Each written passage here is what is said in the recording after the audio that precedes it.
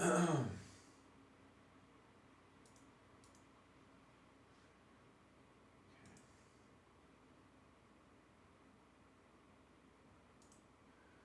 friends, if you can hear me, I'm here.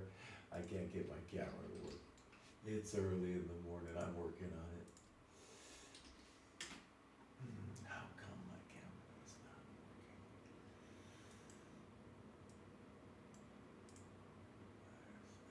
That's a camera. That's a gross, ugly looking camera, but we're gonna take that one.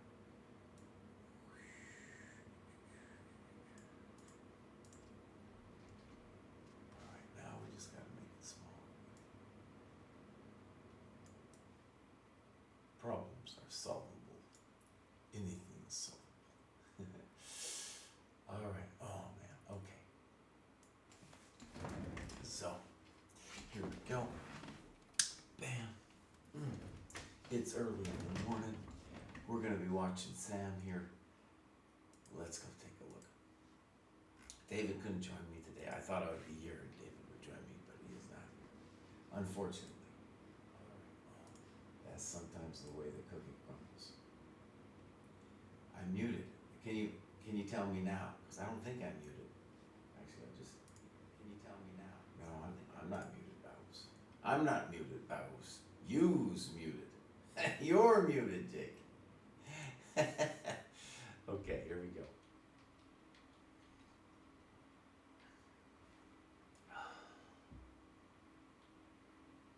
Okay. This is kind of known stuff. They're playing this all instantly.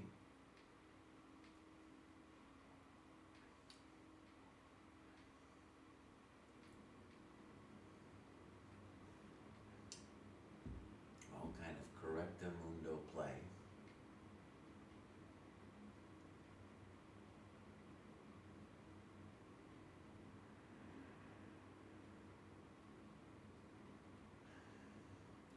So, well, okay, now that's the first ambitious move there, knight b3. Actually, it's not a bit, that's fine. Fine. Now that's a fancy move, king g1.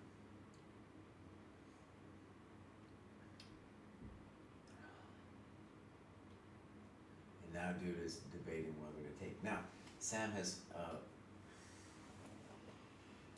what do we think? The position's probably roughly equal, but Sam has a nice time advantage. A nice time advantage. Patrick Daly is also saying he can't hear me. Now, was that just at the beginning, or is that also now?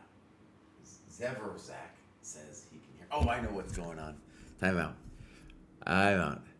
It's early in the morning, my friends. I just got up. It's 5 o'clock here. It's 5 o'clock. I just had my mic a little bit far away from the stand. I think that should be better now. So again, I'll say David was going to be here this morning, but he got familial pushback on his streaming activities, if you know what I mean. He got the old pushback. Okay, so here Sam is going to contemplate f5, but probably is going to play g3 first.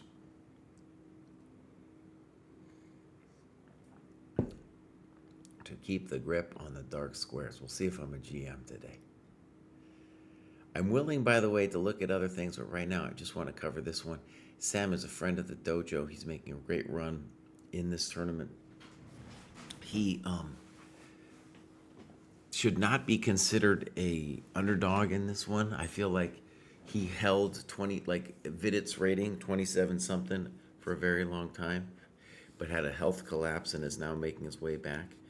If you wanted to consider him an underdog, then maybe for that he had this health thing and he's not all the way back.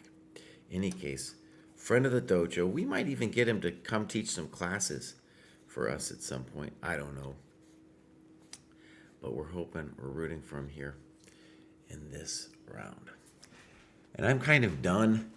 I'm kind of done of going through all kinds of different games. I want it to be like just focusing on one game. Now, I'll say some obvious things.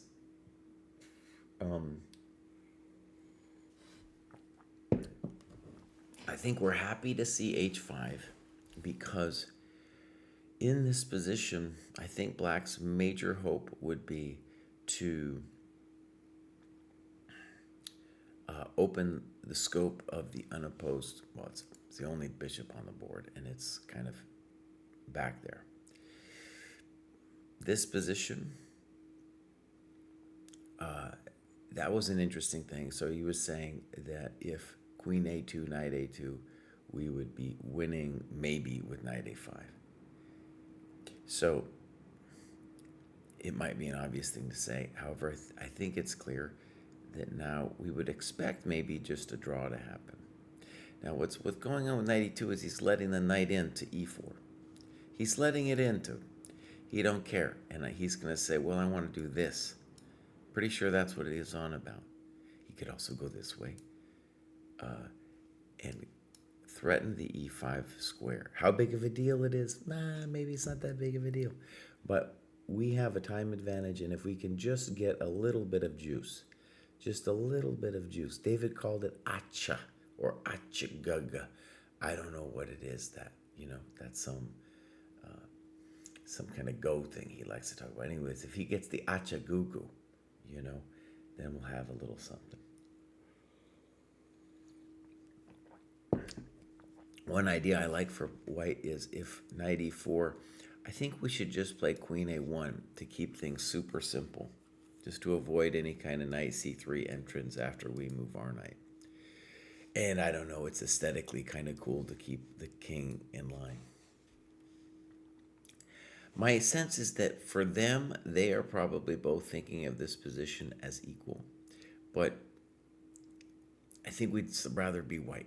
Let's see if I'm a GM today with queen a1. Let's see if we can get queen a1 going, man. Yeah, just to avoid any knight c3. I'd rather be white. It's harder for black to do stuff. Yeah.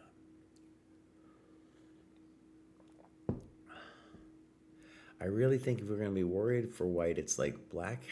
The only thing that black could worry us with is like somehow breaking it open with like f6, g5 or something.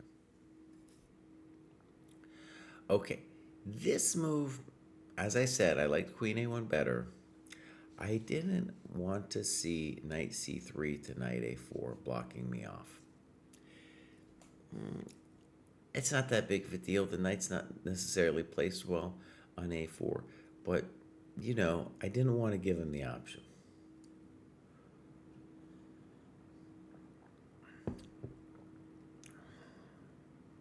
Sam's saying, please, go ahead and go there. Because now you think about it. You get the knight there. He's going to take it. You get the knight there. You could say, well, okay, the queen's no longer threatening to come in, but my knight on a4 is really kind of a jump. I think he should have played queen a1.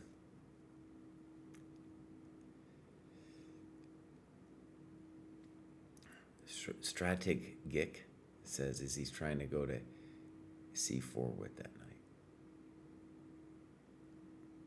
Now that was kind of queen c2 by the, no, I don't know c4. He's trying to go to a4, but that's maybe what you meant. Now queen c2, I think he should go now back to a2. Point of queen c2 was, if you're going to put your knight on a4, I want to have the ability to have my queen be a little bit more free of motion than on a1.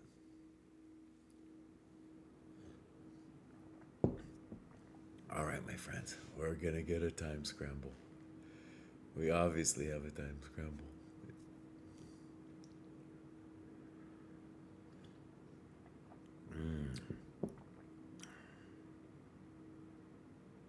Okay, that was interesting. Very interesting. So black actually decided, you know what? I'm not going to do that knight c3, e4 thing. It also implied like, oh, he's the one who's maybe doesn't want to repeat the moves. After knight e5, well, it'll be an interesting question.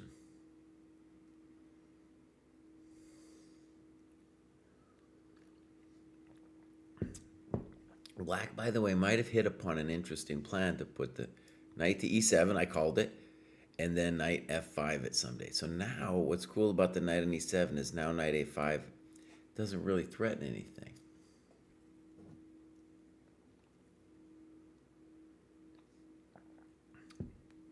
And now, bummer in a situation like this is if you don't know how to make progress, you can sometimes just burn up a lot of clock time thinking about it. What's nice about Black's setup here is it doesn't seem easy to know what to do. I think it's, yeah.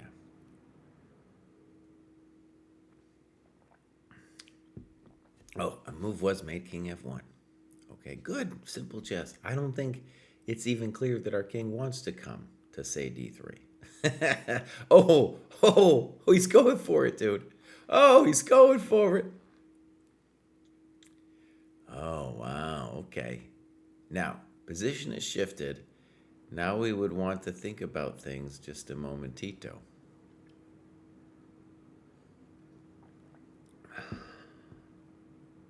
Now, obviously, Black is saying, hey, it doesn't matter that my pawn on e6 is a little weak. He's saying it doesn't matter.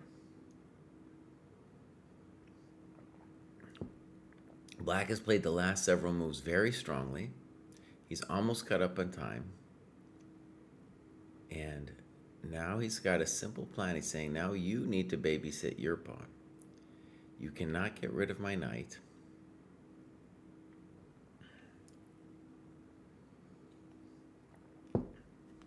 And if you leave, if your knight moves away, I might play e5. Queen a1 might be a good move just to be looking at that a5 square. That's a thought. And also the d4 square, so maybe if I want to move my knight on b3, I can.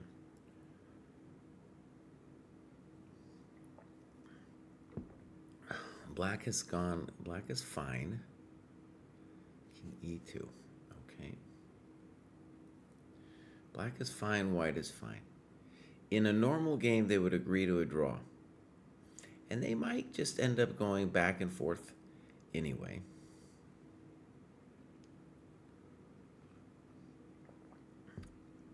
Okay, so Sam is saying, you know what, I'm going to put my king on c3 just to have maximum flexibility. And we'll worry about the rest later.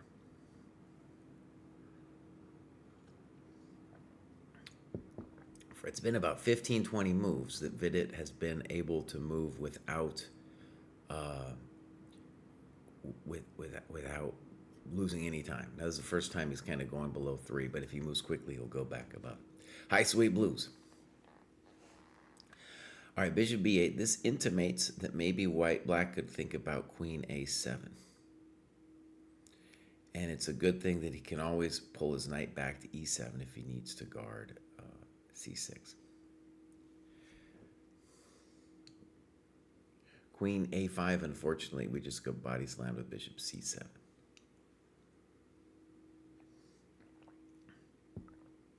All right, so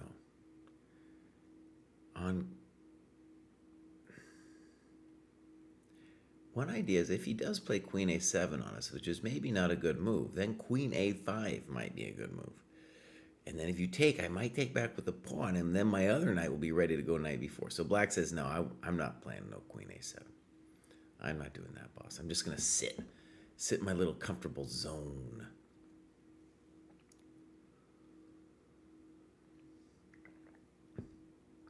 Now, I certainly don't know how to make progress for white. Like, maybe the engine would even say we're a little bit better here. So you can see his clock is back up above 3.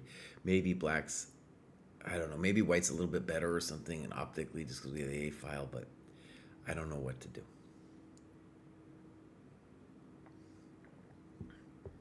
And if our knight ever moves away from d3, we really, really have to worry about e5 happening.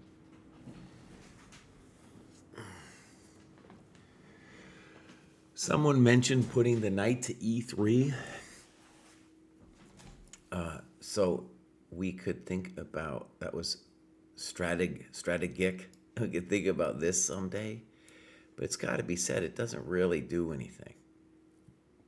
Like let's say we put it there. It's not like we've accomplished all that much. And black, for his part, it's also just going back and forth.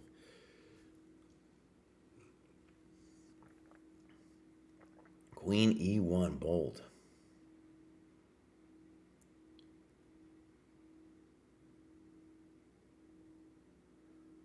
All right, what are we talking about here?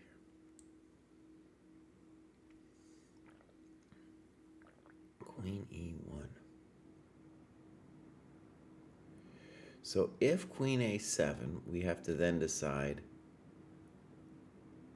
what we're doing if he goes Queen A. He goes Queen A8, very similar.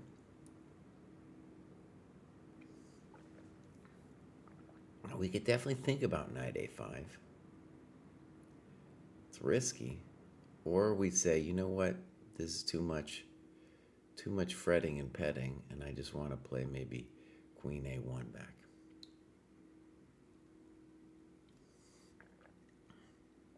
Oh, he's getting very frisky. So he is saying that Queen A4 is nothing special for black. Is this true? I'm getting a little concerned. I think Queen A4 would touch my coconuts just a little bit.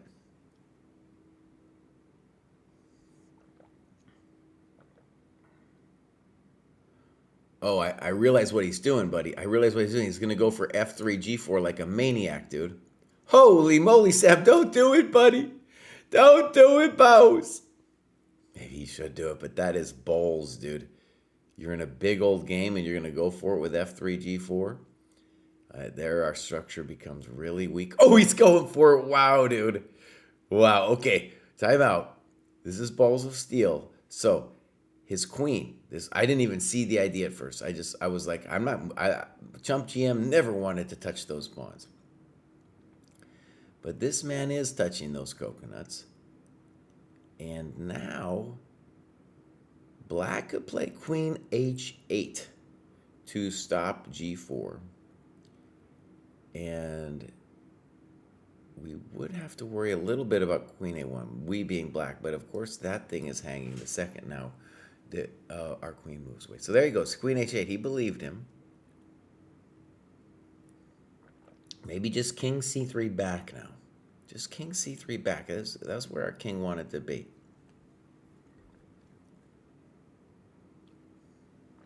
Depesky was on it in the chat talking about F3. Amazing. All right. Here we go. Queen H8. I like King C3. He's thinking about fancy stuff. With King C3, I would really be threatening Knight A5. I don't think I can do Knight A5 yet because the knight takes D4. I have a GM today, King C3. Okay. His queen doesn't like to be on H8. When you're in a blitz game, too, you don't know if you believe your opponent about this G4 threat. Is it real? Is it real? I mean, just because he achieves G4 doesn't mean anything amazing has happened. King E7, strong move, I would say, because now if Knight A5, I don't have to think about taking it. I can just play King D7.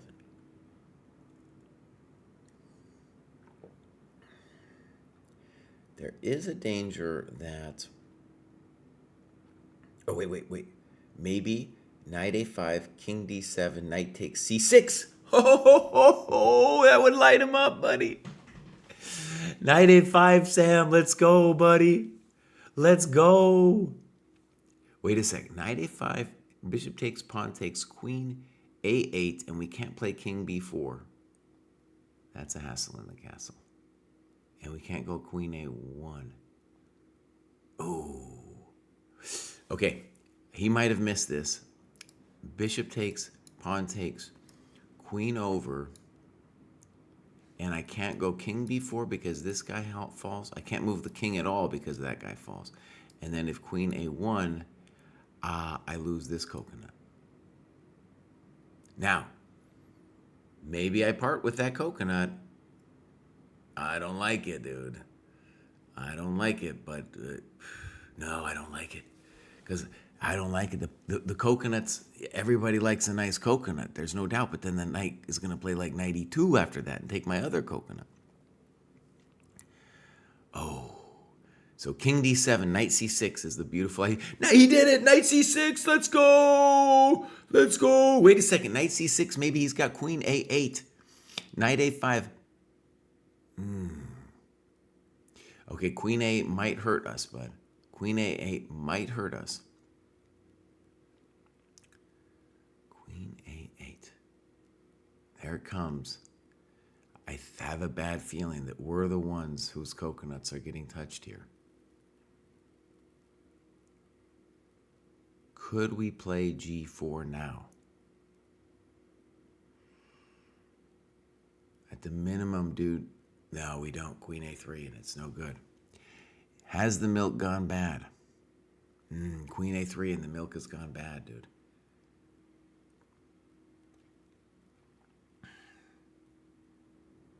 Wait, maybe it's not. Maybe it's not completely over. I was worried about the queen coming to c4, but see, it's check, king, queen, knight. Wow, dude, yeah. We might still be in control of this thing. Amazing sows, Mr. Bows. Now, king c6, queen e6, we love our life. Queen c6, gf. I think we believe in white, but it's not even close to over because of gf there. Holy moly. Wow. This is a hot one, my friends. This is a hot one. This is the kind of thing where Sam really pushed it, and it doesn't. I don't think there's been an accident, but it looked for a momentito that their accidents were happening. It's amazing this knight is covering this square, and it's amazing that when he checks me and I go back knight b2, my fianchettoed knight controls the entrances long enough. I think it's long enough to survive this thing. Now it was queen a4, king b2 doesn't seem to do anything. Queen a2, knight b2. Okay, he snips.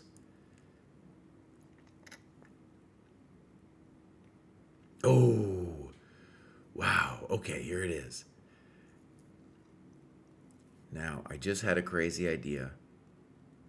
That wasn't a great idea. Okay, one idea would be h5, but I think black could go snip, snap, knight here. What is he doing? He's protecting his pawn, so now he's threatening us.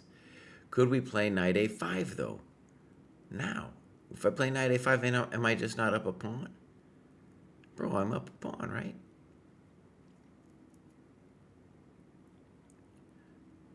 Ooh, now I can play knight b3. I can play knight b3.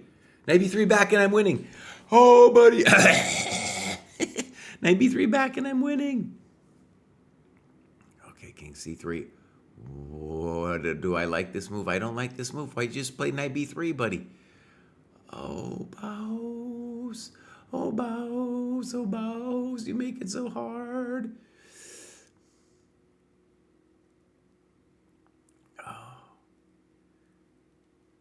Now, let's just say the obvious thing. We have no idea what's happening. Nobody does. But the point is that the knight on g7 is now really bad. It does cover e6, but it is a miserable knight. The queen has entrance squares, and it is scary and hairy. And my name isn't even Larry. You know what I'm saying? Okay. Queen a1, I think, should be our default move here. He goes knight d3, covering his business. That's a good move. Queen g4, then we have queen a5. And we're coming in to touch some coconuts. At least that's what we like to believe. On queen a5, there's maybe queen e2, and maybe my coconuts are the ones getting touched. Now queen a5. Good. We have no idea exactly what's going on, but I think we'd rather be white here. I think we definitely want to be white here. Man, this is a great game, man. This is a good one, my friends. I'm here. I'm here for it. he's ticking down in time.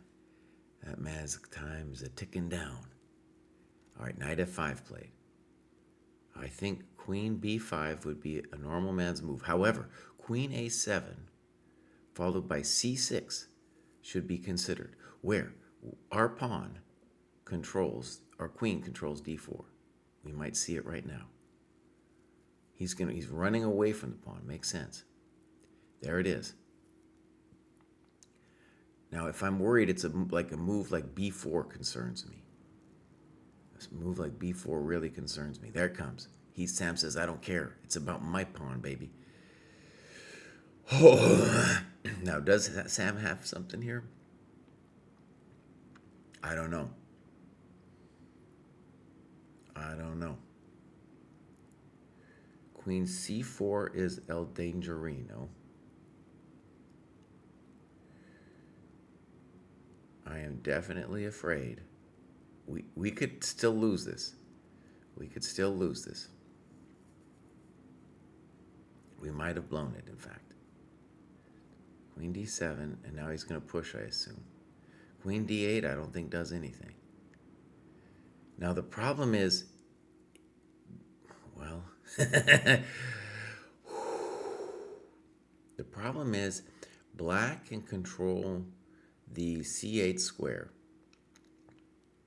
Okay? He can control the c8 square with queen c4 and knight e7.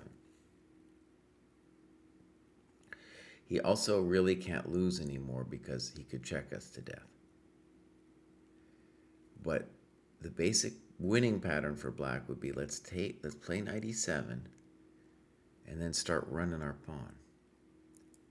Now, a hope for black or white could definitely be if you go knight e7 now, I have queen e6. Sam played so aggressively, dude. Now, I don't think any of the checks really help black because he's just getting a little closer. All right, he's got some kind of idea here. We're about to find out. Intuitively, it would be king a7 here.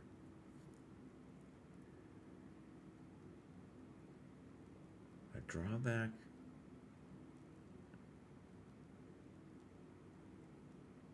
Okay, so he's going there so that when the knight comes to e7, well, also denies queen a5, but also then there's no trickerinos on knight c6. I think our goal has to be that if knight e7, we take on e6, and we say, I'm threatening f6. All right, go back to b6, bro. King a7. All right, I think queen a7, queen e6 is our hope. Queen e6 is our hope. He goes king b7. I don't comprende that move. I don't comprende that move. Now we are not going to win the e6 pawn. Actually, what am I saying? No. In knight e7. Yeah, we can't take e6 because our thing was hanging because he put it on a7 like a chump. Now we might be lost. Now we might be lost, my friends. f5, what does that do, Sam? What does that do, buddy? Now, queen d5 would be the simplest way to end this game. He just plays gf, h5. We're totally toast, dude. Dang.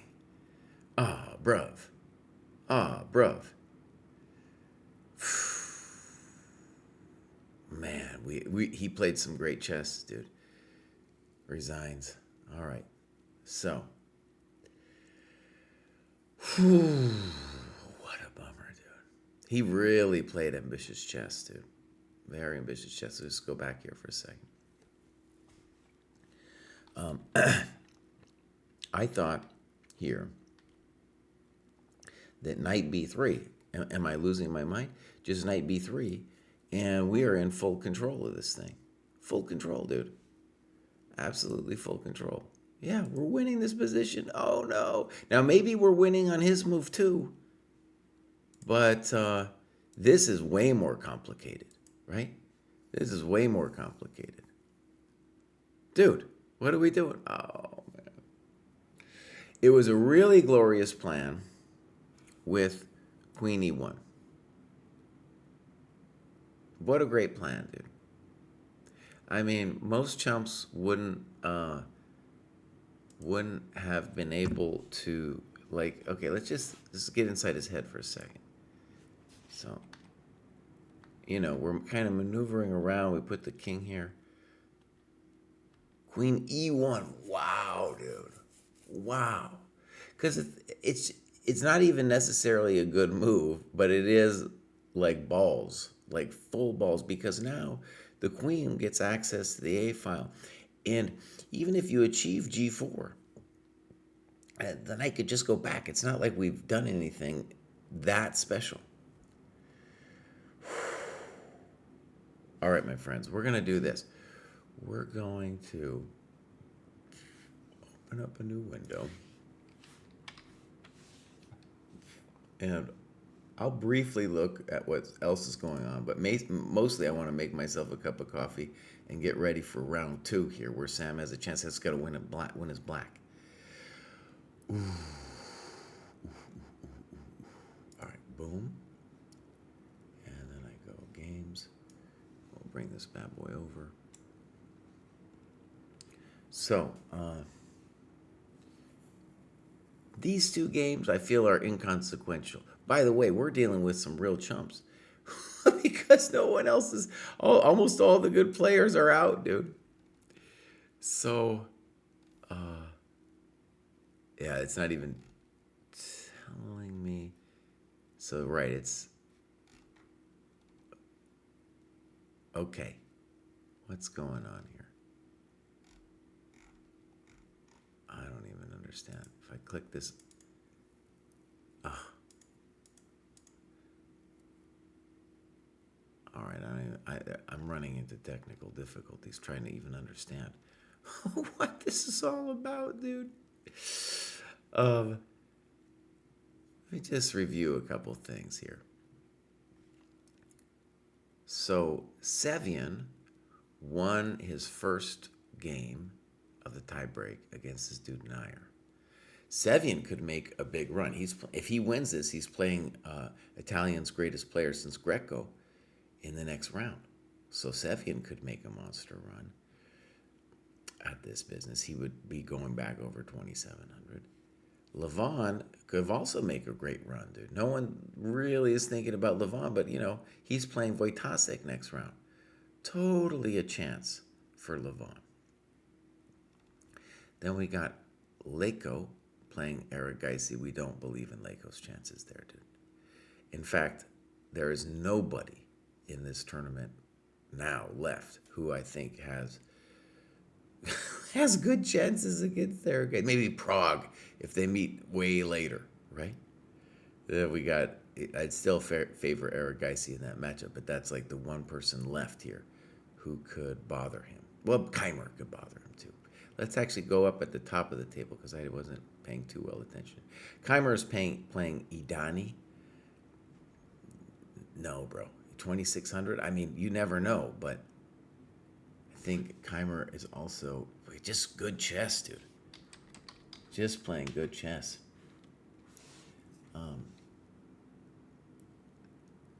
It's interesting. I don't know much about Idani. He is Iranian. Let's go find out a little bit here. He's 30 years old. So one of our favorites, dude, a dojo favorite, where dude, he's probably struggling. He's not making money by playing chess at this point, Maybe it's a little bit playing in some league or something, but it's a rough life. Maybe coaching. So really cool that this dude has a chance, but he don't have a chance against Keimer, bruv. No. And then we got this one with MVL and Artemiev. That's going to go on forever. MVL used to be one of the greatest players. He should win this thing. He could make a swan song thing. Anyone like that, you could, like if Shanklin gets through, dude, oh man, that dude could have a chance. All right, then we're going to see this thing. Rapport won the first tiebreak against their dogmas. Okay. And then that's going to be the winner of those two will face Shanklin. Normally, I would say Rapport's the favorite, but anything could happen there, buddy. Anything could happen there. Prague, of course, won. We have this dude, Georg Maya, who is surprisingly now playing for you know why? I remember that he switched, dude. That's a guy who's been around forever. Great player, but like, really no business at this level. Dubov, who, like a lot of dojo people, especially David, is a fan of Dubov. Hard to say like what went wrong with Dubov's career. Why is he under 2,700? There's a lot of questions like that. Shanklin also fell below 2,700. It's hard, dude. It's very competitive. Then we got El Prague. We're just believing in Prague, whoever they face there. Bluebaum facing his countryman, Donchenko. I looked Donchenko up the other day just to see, like, there's some players will move to Germany and are not German, but I think Donchenko really moved to Germany as a child, so he spent his formative years there. So even though he's got that Russian last name, it seems like maybe he would be considered German at this point. Okay, so we got this one, the Deke and Kartik going on here. We'll see, Jeffrey Zhang lost, unfortunately. And Wonder Liang playing Sargsyan. Dude, a wonder, man. A wonder and Sevion both have broken 2,700. And they could make huge runs at this, dude. Huge runs. Like, this is so wide open that either one of those could gain a spot. Then we got up here Pranav against one of these chumps.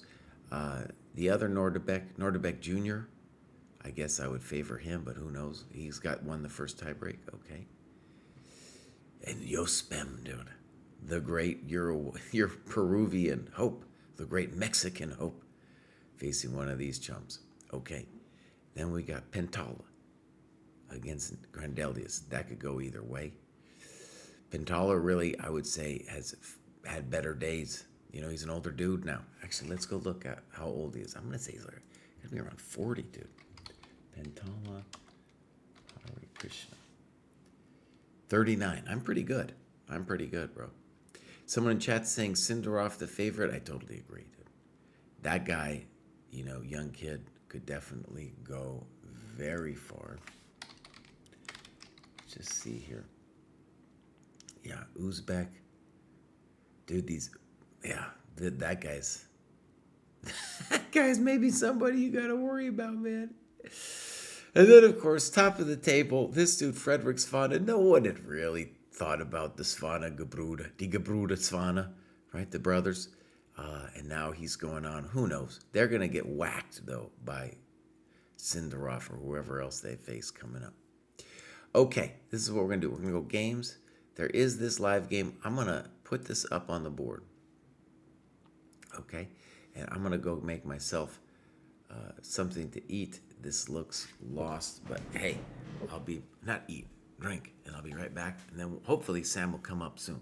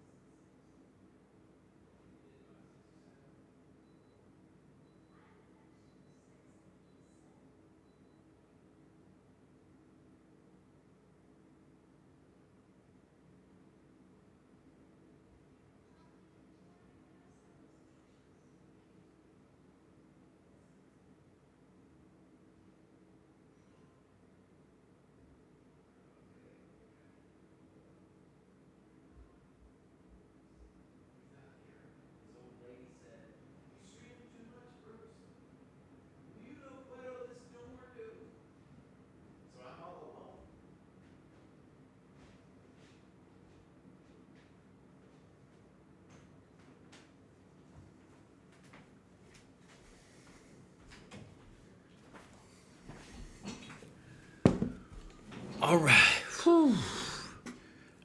All right, this thing is obviously over. Let's go back over here. We're just waiting now for. We'll see how. Oh, yeah, that thing's now over. Could watch maybe a little bit of this. I don't know.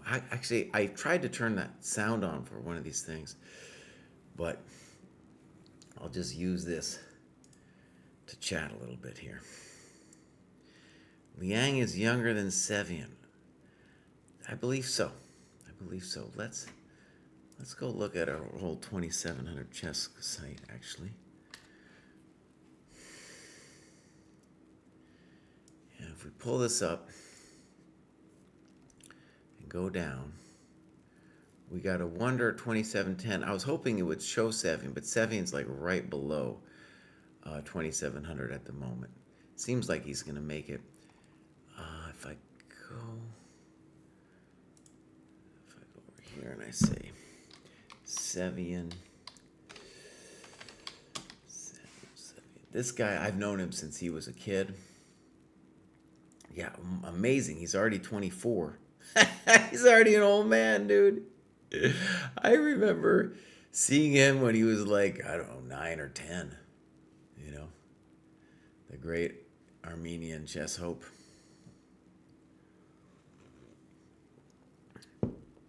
But yeah, Wonder is 22.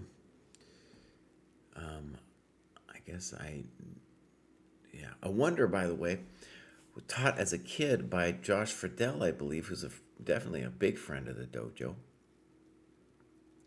So we got some connections going on here. Sam, of course, me and David have known Sam since he was a little kid. All these people, buddy. It's looking like we're seeing, by the way, more red than green, and that's because the champs have been losing, dude, losing. And so Gukesh back down. He's well, only because Wesley fell is he now still in the top 10. That's the only reason. He might hold it for a second longer in the top 10 spot, but Rapport's coming up. Rapport could have a run at this tournament for sure. Rapport was definitely top 10 for a while, and then has fallen. Whoa! Oh, man, I don't know what happened there. That 2700 site is nasty. It is a nasty one. What is this? I don't know. A World Championship curse. First Ding and now Gukesh. Well, that's not the dumbest thing I've heard. I think Gukesh is just young, and he's so young that I don't have any doubt that he is going to. It looks like 3:30, by the way. I got to entertain you for 3 minutes and 30, which is something I can do. Yeah, I think he had a lot of pressure, bro, and I think he's got a growth mindset ultimately, and he is going to be able to work through this. I think it ultimately is probably a good thing for him that he's going through a rough patch, because he's going to have to understand that he needs to really work if he wants to be a true champion, right? And he could well lose this next match, of course. I would say, I'm sure there's some betting market out there who's saying he is going to lose, regardless of whoever he plays. And so he's going to have to really get he has a whole team, and they're going to have to get together, and he could do it, dude. Soren says, I don't know why the expectations are that that world champion has to win everything. Well, he doesn't have to win everything, dude. But you don't want to be beyond the top 3 or so in the world. It starts looking real bad. And at the moment, it's looking real bad, too, because then if he had been stronger, dude, if he'd been a little higher, then it's like, then Magnus can't talk all this smack. At the moment, Magnus doesn't even play, and he gets to, claim he's the best, and he's the actual world champion, the actual #1 or some crap. It's ruining everything. It's ruining everything, man. All right, that's a good list right there. Thank you, chess.com. So Sam is dying. Now, most of these matches, I'm looking at the names, I'm like, most of these people have no chance of really being qualifiers. You know, of this, I would say MVL, Rapport, Vidit, and Sam maybe, but they're not top 20 in the world. So all of these people are really, people who they don't even have tournament chess as their day job. Okay, so you might be a chessable author, you might have some students or something, but you're not able to train 24/7 because you've got other financial needs. You got other things to be doing, man. You know, you can be doing chess work, but you're not going to be able to do chess study unless, but just you can do it, but just in your free time, right?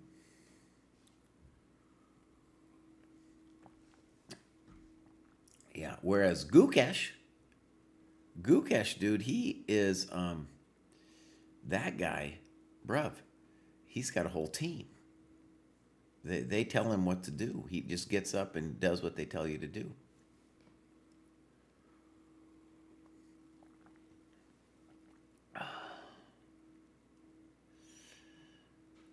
Yeah.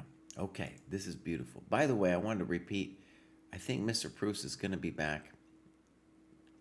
Well, he will be back tomorrow, and I have a little grief myself with like it consuming so much energy early in the morning, getting up early, doing this thing, that later in the day I'm like crashing out. And I threw an F bomb yesterday. Wasn't good. All right, we got some games, and I think David's got a similar thing. And he had told his wife that there was like on the tie breaks he wasn't going to do it. And then I said, David, it's a big day tomorrow, bro. We should do it, man. For Sam, we should do it. And so he was on it. He was ready to do it. But then his wife was like, dude, give me a break. No lo puedo that. We are gonna flip this see it from Sam's perspective here.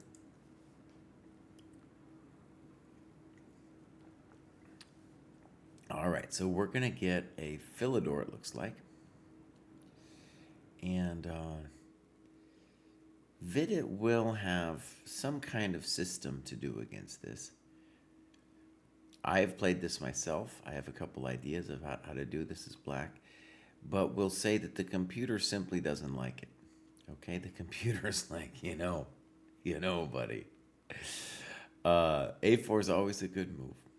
Computer's like, it's a -1.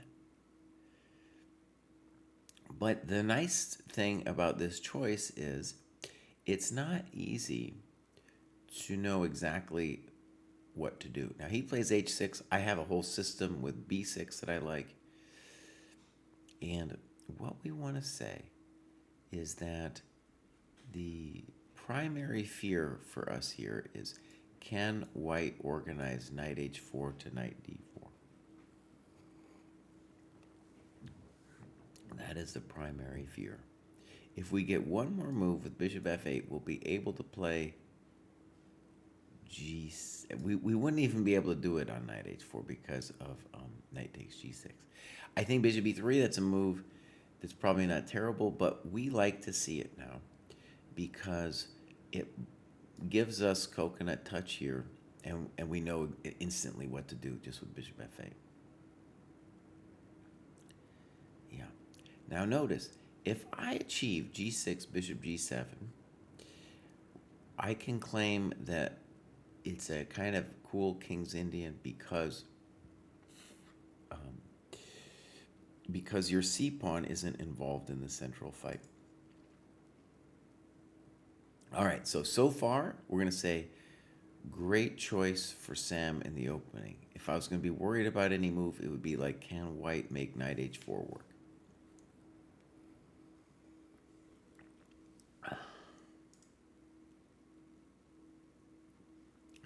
We got, in chat, we got somebody saying the Hanem. That's a new name for this thing. Back in the day, we just called it the Philidor. Chess.com has got all kinds of names it likes for all this stuff, Now, it's a it's definitely a precarious position. For example, I was thinking, like, let's say it was just my move and I played g6. Knight h4 might even be a problem because he's threatening knight g6. So, I'm just saying.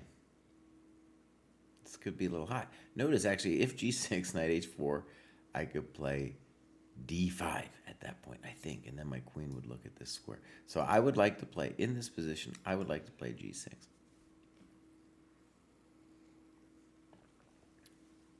White is making a claim that he's doing something to black on the queen side.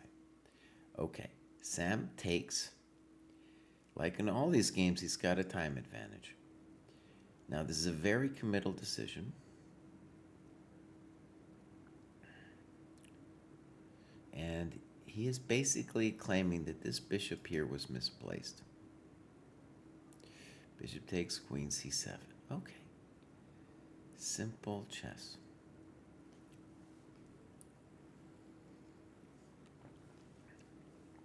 Now, let's talk turkey.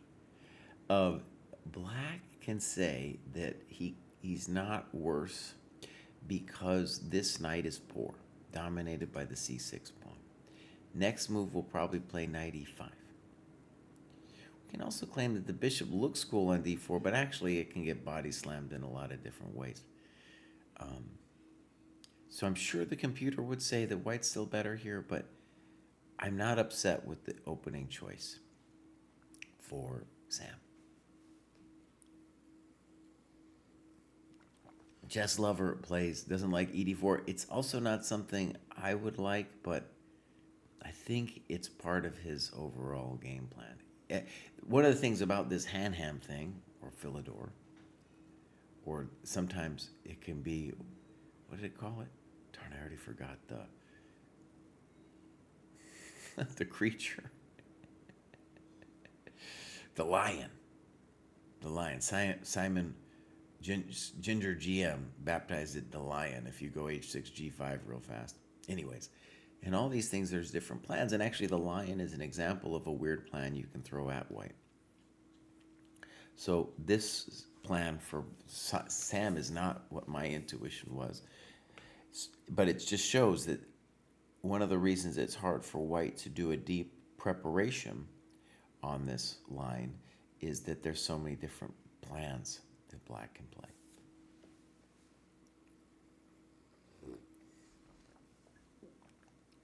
Robin says, what I don't understand is bishop e7, f8, g7. We waste 3 tempi in the open. Even with white bad knight and c-pawn not involved, it seems a lot of time to spend. It is. It is.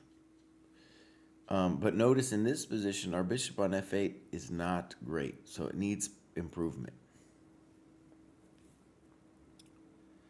We're in a really good spot right now, though, because Vidit is tanking. He just simply doesn't know what to do. I understand. I don't know what to do either. I think I'm so committed to playing intuitive positions quickly, I might play like just queen d2, rook d1. But notice that doesn't really do anything. It doesn't really do anything. And you now have to watch this coconut. So moving the d rook over there doesn't make sense anyway. And anytime you play a6, by the way, then bam, I got my b5. Now, one good thing about white's position is a lot of times I like to play rook b8 and b5 to get this pawn smushing and pushing. But this thing is hanging, so I can't do it anytime soon. The pesky wants b4. I wouldn't want b4. And you're kind of, it might be fully playable, but I don't really know what we're doing. And at some point later, your c5 is going to give good contact to black. Black's position now seems very simple. Now, let's just talk about the obvious bummer. White just needs a draw. So it's kind of hard. Like, you just want to make good moves. You don't want to get down in the clock, Vidit. But what do you do? Oh, he's thinking too long, buddy.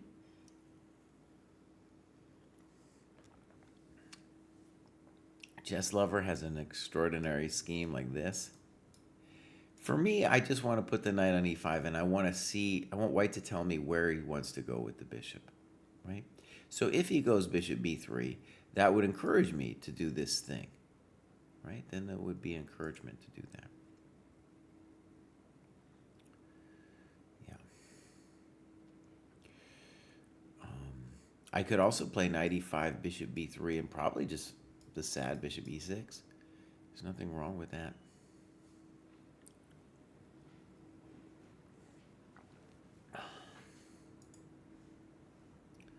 Okay, so Patrick Daly is biased against Sam. He likes his position a lot. I like his time a lot. I like that thing on the clock a lot. All right, so bishop f1. He has decided to just park it over there. Now notice, bishop f1 is fundamentally a unambitious move. Maybe it's even the best move, but it's an unambitious move because it's no longer talking to my weak point, right? Okay. So now, knight e5, good. Now we're going to see white's plan. And then bishop's plan for white would be now to play knight d2 to try to play for f4. Maybe, but that's a little frightening. There's a little bit of looseness to that position. One thing I'll say is he never wants to take on e5 because that frees the bishop.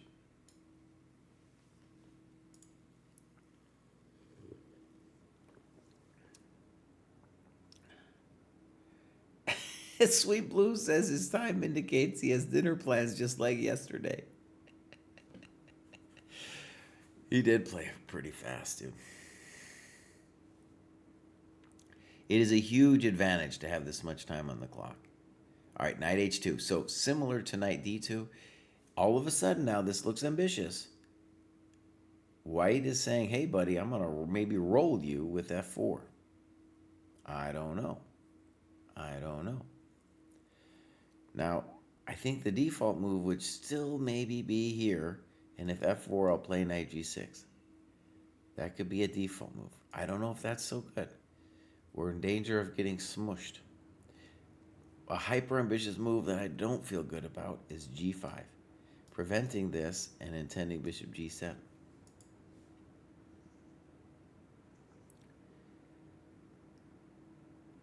I don't like knight g6, bishop f6. All right, let's think, Kraai. What are you going to do here?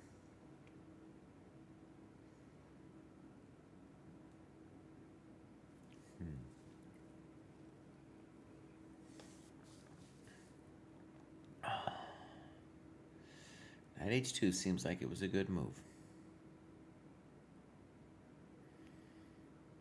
And an advantage of that over knight d2 is that you have the knight g4 option. Now, Sam did it, played the very committal g5. One thing that's interesting about g5 is the ambitious way for white to have played against it would have been g3 f4, creating a true sloppy mess. Okay, now the other problem about this is our f5 square. And so, long term, white has a plan of maybe going knight d1, e3, f5 or something. Also, I don't know if I liked queen d2, by the way. Because you had maybe you're going to play f3 and knight g4 or something. Maybe it's fine. I'm just not clear you want your queen on d2. So a normal chump GM here would play bishop g7, not thinking too much about it.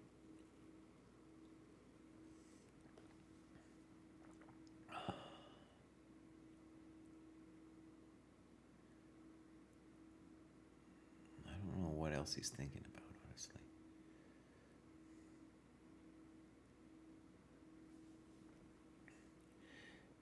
Hikaru is playing in DC at Dulles.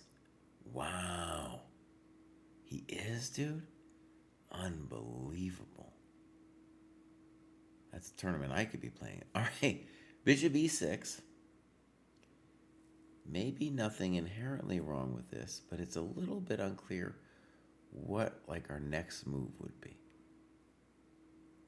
Right? What is our next move? Like a lot of times in these positions, you'll reorganize your business like that. I don't know. So hopefully our narrative with bishop e6 is we're just being flexible. And we're saying that if white wants to get... Now, let's just say, if white wants to play objectively, attacking chess or whatever, he's going to have to play a move like g3, f4, or f4 now. And apparently this was his intention all along with queen f4.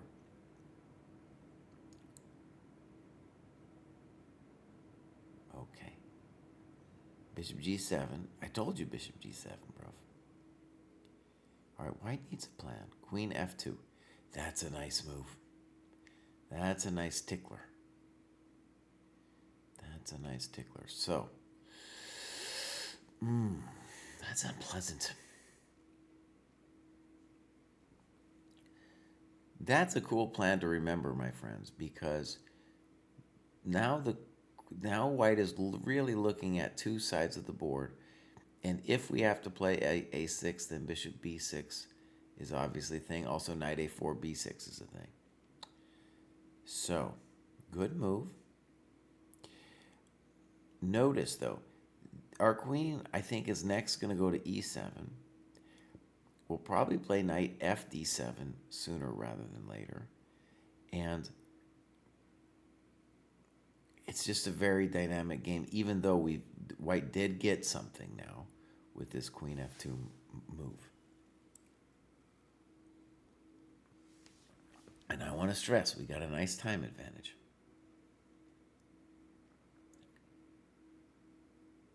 All right. So, if I was white, I think I would play knight f3 here. And the intention would be to say, first I'm fixing my knight, and that I want you to worry about knight h4, f5.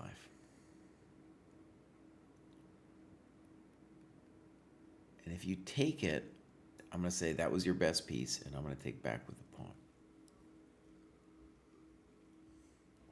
And claim I'm very nice. And like this kind of thing is always a thought, but I don't really know where he's going.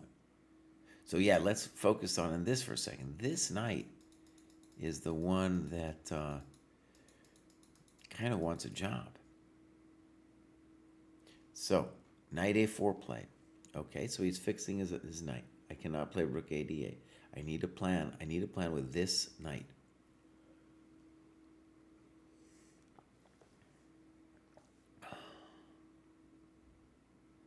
A bonkers move. No, I don't like it. A bonkers move would be here, and the real drama there is that I think it goes bishop takes, queen takes, pawn takes, queen takes, knight b6, and he picks up sticks. It's probably something else, but that's just one thing. All right, natural enough move, queen e7, knight b6. I assume we're going to d8. Now, we were talking before about how the knight on c3 was poor. It's not clear how amazing the knight on b6 is. Right? It's a cool looking thing, but it also gets in the way of your own bishop b6.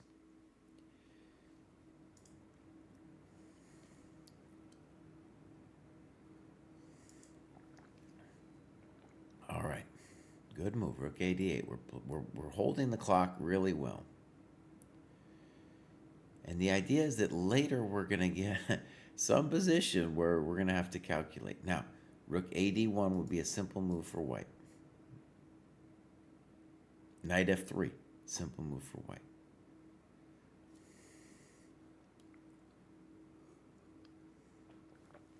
Here it comes, rook a d1.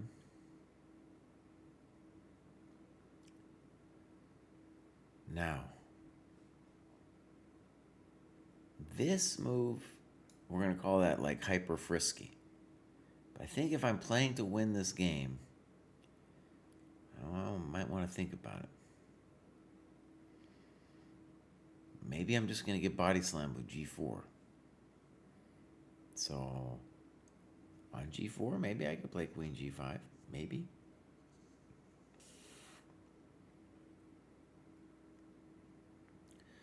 That's a thought. All right, so knight h5 is the frisky move. That would be a chump move. We're just holding the position. He prefers to just play the chump. Okay, as we said, my friends, is this knight was in the way of things, so we're fixing him. As a default move for black, he could just take the thing and say, hey, I didn't like my knight that much anyway. There he does.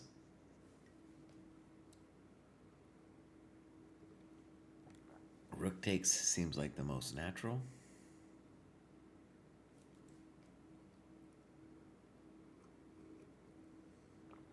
All right, good. I would say the position is roughly equal. Roughly equal. But we got a nice time advantage. Chess lovers talking about the queen coming to g5. I'm totally with you. Totally with you, yeah.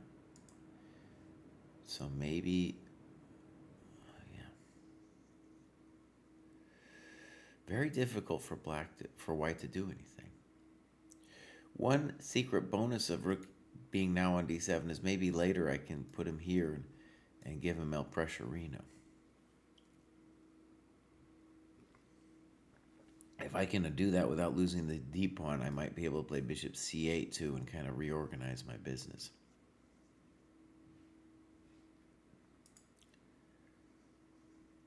Hard for white to find a plan.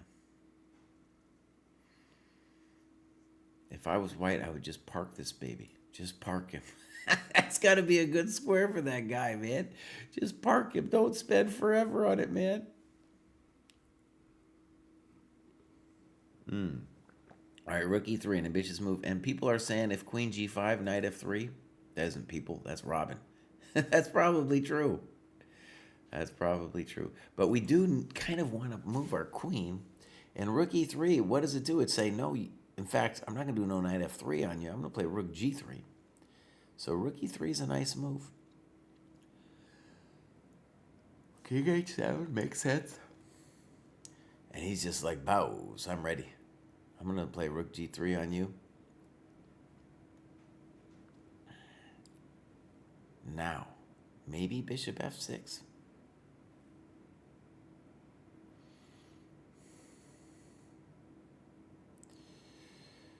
Rook g8. Okay, so maybe our intention here is before we move the bishop, we might play rook d7 to d8.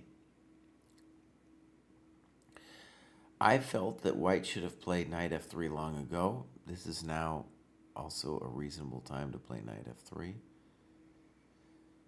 It's very nice for white that we don't have to worry about drawing this game.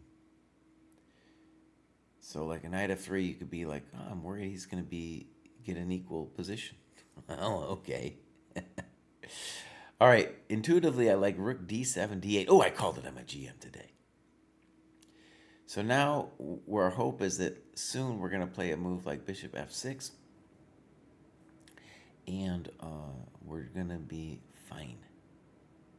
Bishop b6 would be very ambitious because you're moving all... That's just a bad move, honestly. I'll just move my rook. I'll have knight d7 in the offing, bishop b2 hanging.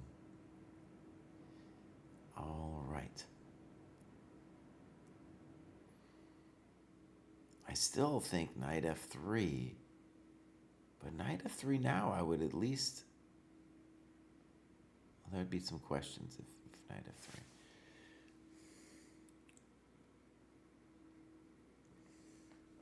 I could win the g-file if he plays knight f3. I might like black here now, all of a sudden. Just because white hasn't done anything the last couple moves. I'm about to win. I'm about to play bishop at h8 or f6. And I'm going to win that g-file.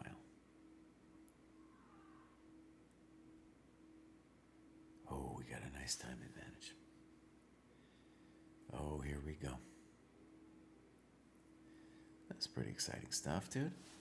Pretty exciting stuff.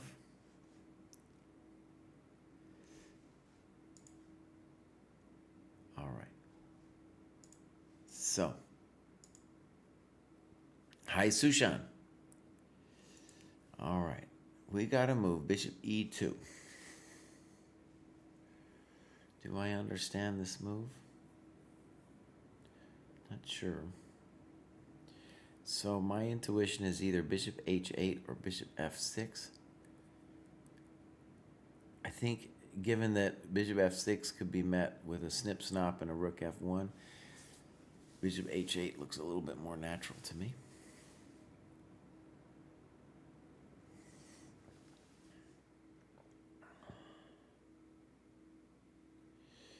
Sam has the luxury of time, but he's kind of like wondering, what is bishop e2 doing?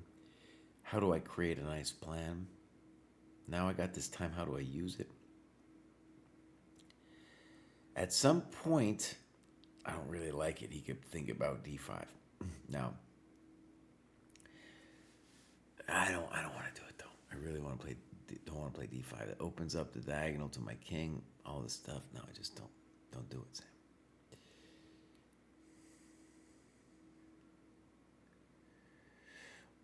Also, here's a thought. Because the knight is away from the d5 square, at some point we can consider playing c5. Now, doesn't necessarily do all that much. Well, I could just play bishop c3, right? But that's a thought. Like, let's imagine c5, bishop c3, knight c6. Oh, that's a little transformation for the patient. Okay, so this is good. Like a chump GM would have just played bishop h8 or something, but now I'm realizing he's thinking about maybe like c5, knight c6. If we obviously gobble the a pawn, it's at least something. It's at least something to dream about. I can dream about you if I can't hold you tonight. I can dream about you. Bishop h8 played. We lost 2 minutes on that move, my friends. All right. We can still do our c5 thing later.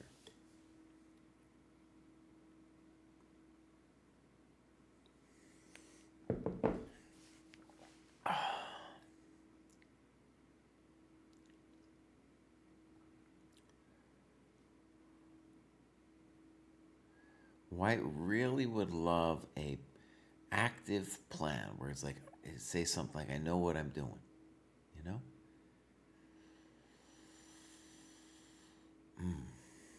I think I like black, dude. It's just we have more Aji. We got more Aji. Okay, there he comes. That's a nice move.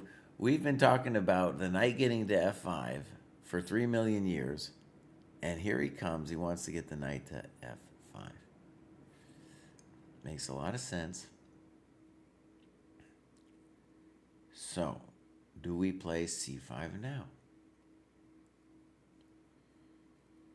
Do we... Right. Do we play c5 now? Do we have other ideas? I can dream about you if I can't hold you tonight. Ooh, that's a fun move. Oh, that's a fun move, Sam. Very nice. So what is he saying? He's saying, okay, I can double. And if you ever take, I'm going to think strongly about FG controlling my weakness on G5. Oh, nice move, Sam. Nice move, bro. Now, I want to admit, after knight f1, my style was a little cramped. Okay, maybe just knight e3, though, bud. Knight e3, bud. Rook dg8, knight f5, bishop f5, and I'm winning. Bishop f5, winning. Have you guys seen the Charlie Sheen documentary? You should. Winning. Rook g6 is a nice move.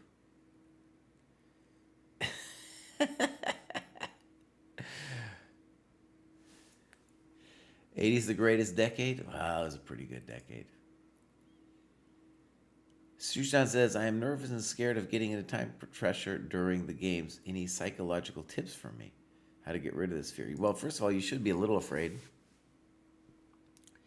And I'll tell you who else should be afraid. Vidit should be a little afraid. Yep. I think Sam, if anything, he moved too fast. But it's got him to this situation where it's looking pretty good with that time advantage. Ooh, FG. FG and we're better. I'm calling it FG and we're better. Yeah, buddy. Okay, so the knight's coming back. Maybe to F3. A defaulty move would be rook F8. But we could also consider our C5 thing here. I'm assuming that on rook F8, white just wants knight F3. White is now officially just assuming the position. He's like, Bows, things did not go well for me. I am going to try to just hold it together. This dude Vidit is very good at holding it together. Very good at holding it together, man. All right, this is where we want to use our time to actually find a kick-ass plan, as they say. We want a kick-ass plan. If I can't hold you tonight, I want a kick-ass plan. This looks like we should have something. I don't know. I'm not seeing it yet. We can always do the C5 idea, but it loosens our position a lot when we do it. The dark squares especially. All right, rook F8. He does not play knight F3. He plays queen G3.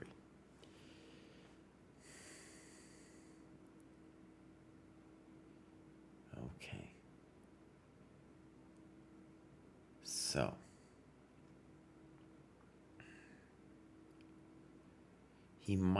His intention might be to play rook F1 next and just say, Sam, I want to trade everything.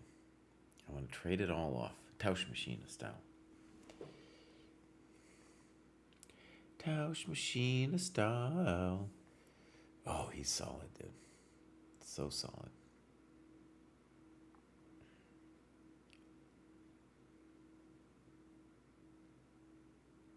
Now, one frisky move. I don't know. I don't have an idea, actually. Oh, it's hard for Sam to find a plan here, my friends. H5. Now, that is a man with some coconuts.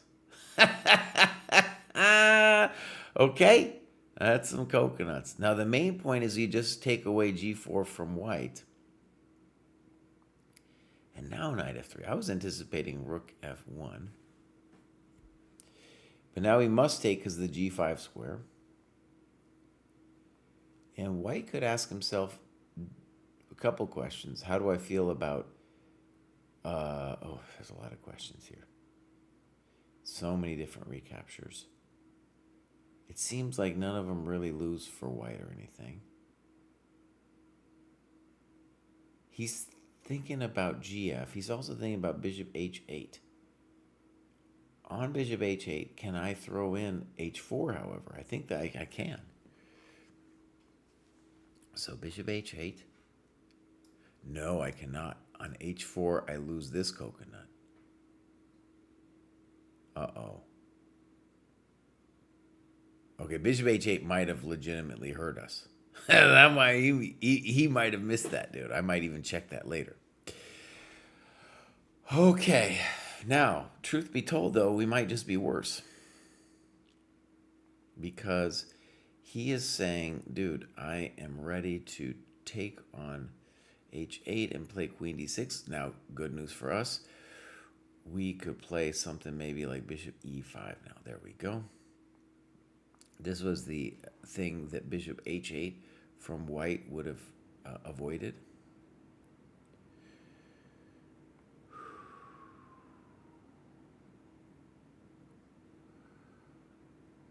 Now,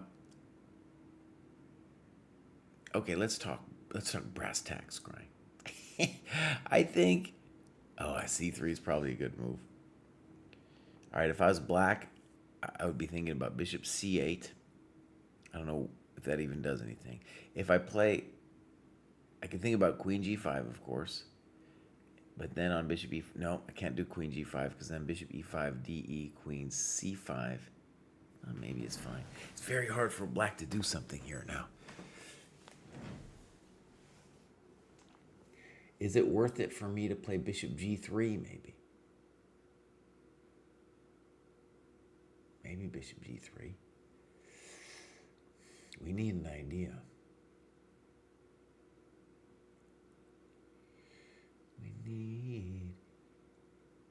We could think about bishop g3 is a fine square. It's very difficult for white to do anything. Now, I did not like this move because of bishop takes e5, de5, and then el entrado with queen c5. Now, maybe you say it doesn't matter with entrado.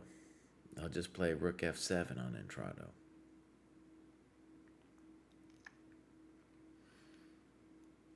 And on rook d6, I'll play maybe bishop c8. Oh, he's got so little time. Oh, but he's good. He's good at living on the increment, though, my friends. Wow. Queen d2. Good move. Now, Sam, we need a good move ourselves. Now, could we get away with queen g3? Queen g3, he's got queen d6. Maybe on queen d6, I have rook f3. Ooh. All right, so Sam, this is where you can think, bro. Queen g3, queen d6, rook g3. Well, now, I was about to say you're not going to lose, but honestly, a draw is just as bad as a loss here. But queen g3 is the move to talk to his coconuts. Yeah, queen g3, but I mean, it's our only chance. So Sam is trying to work out if there's any like direct refutation of queen g3. Queen takes d2. Oh, wait. Well, he had a different idea, friends. Oh, this is pretty good. Sometimes the simple pimple, you don't have to be so fancy with queen g3, buddy. Oh, man. All right. Oh. Sam is very good at rook endgames. King h6, of course. Thank you very much. I can dream about you. Now, Sam might try to like preload his moves, if you know what I mean.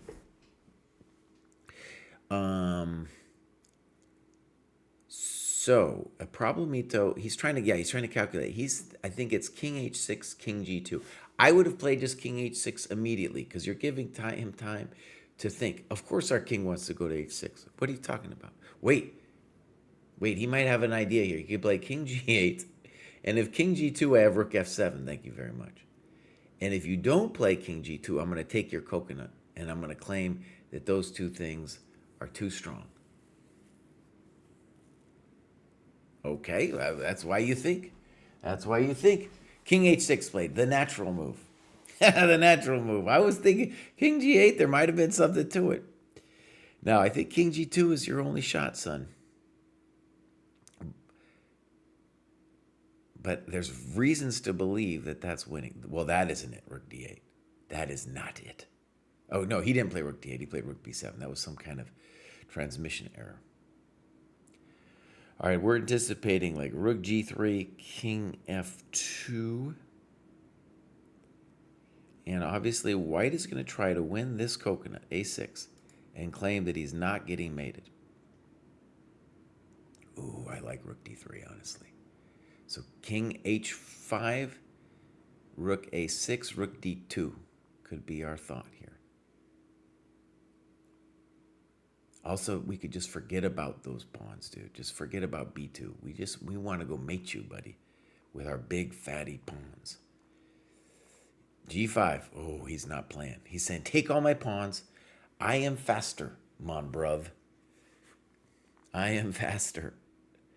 So now if rook a6, we're just going to play g4, preparing king g5, f4. Brilliant. Really nice, Sam. All right. Rook c6, king h5, rook. He's going that way. I'm going to say g4. Let's hit him. Now, that pawn, that a pawn is, it's a thing. g4. Yeah, buddy. King g5. Nice. Now, white really would like to think here. b4 allows rook d2, rook b2. Okay? Rook c8. He wants to check us to death. I don't believe in this. I don't believe in this. Let's give him rook d2 check. It doesn't even mean we're going to take the pawn. It just means we're going to push the king back. You could also play h3 check, honestly. It's looking really good for Sam here, dude. It's looking great. h3 check. Good move. Now, if king h2, we have rook d2, king g3, rook g2 mate. Oh, buddy. All right, rook there. Okay, let's talk. Let's talk Turkey. Let's talk g3. On g3, king e2 is maybe too annoying for me. Oh, this is hot. I think we got g3, king e2, h2, rook h8, and maybe g2 directamundo. Maybe g2 directamundo. And white would then be playing for a fortress with all his big fatty pawns. Sam is calculating it.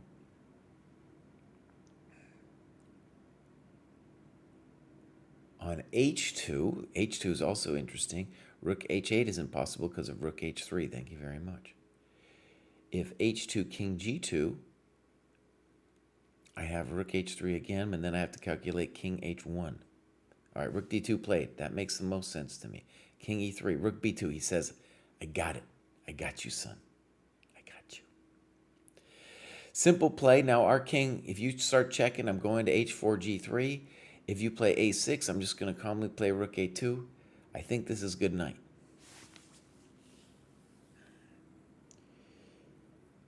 And I'm really interested in playing h2 and g3.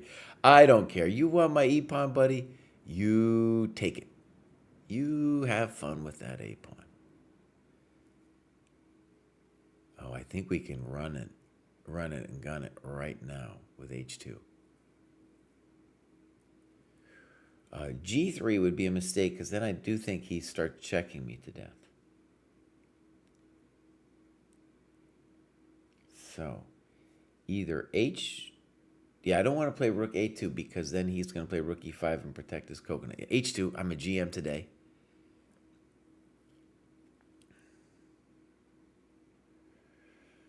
Now, I'm not threatening to queen yet because of... No, I was threatening. All right, so the natural move for sure is king h4.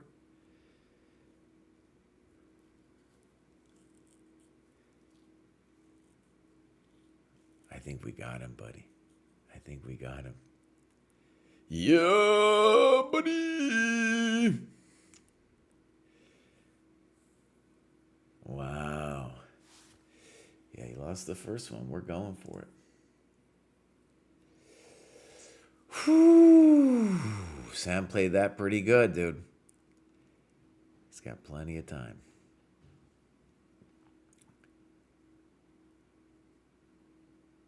Chess Lover snoozed the first one. I understand. It's where are you, Chess Lover? It's early for me. It's not even, the sun isn't even out yet. I can dream about you if I can't hold you tonight. I can dream about you. Okay, this is pretty exciting, bruv. I don't even know what the... I'm assuming this is just over. I don't know. I think we got a transmission petition. In any case, I actually don't even... Okay. Yeah, buddy. There is the official confirmation. And I don't know anything about how this works now. So What are the tie-break time controls in Goa? All right, so the first one is 15-10, which we just witnessed. And now we're going to go to stage 2, which is going to be 10 plus 10. Basically the same. Wow, amazing. Okay, now we got a bunch of games still going on. Let's just see if there's anything critical. I'm less interested in these things. Oh, we got a lot of these games have already started the next round. So we got rapport started. They're probably just giving Sam a break. That means I am going to go take a break and get a tea here. Boom, but I'm going to load this bad boy up. I'll be right back. We'll go for round 2.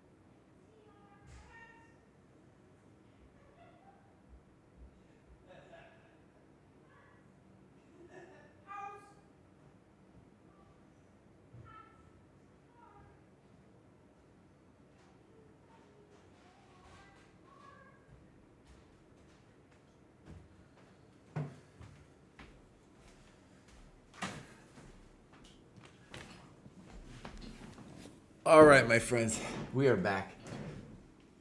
That was very enjoyable, amazing to watch. Sweet Blues in Sweden. Nice. Okay, yeah, Sweet Blues saying 10-10. Yes, sir, we're going 10-10. All right, Shubham. Hello, thank you for being here. All right, did you guys know? I'm supposed to make a pitch to you. It's not a bad pitch.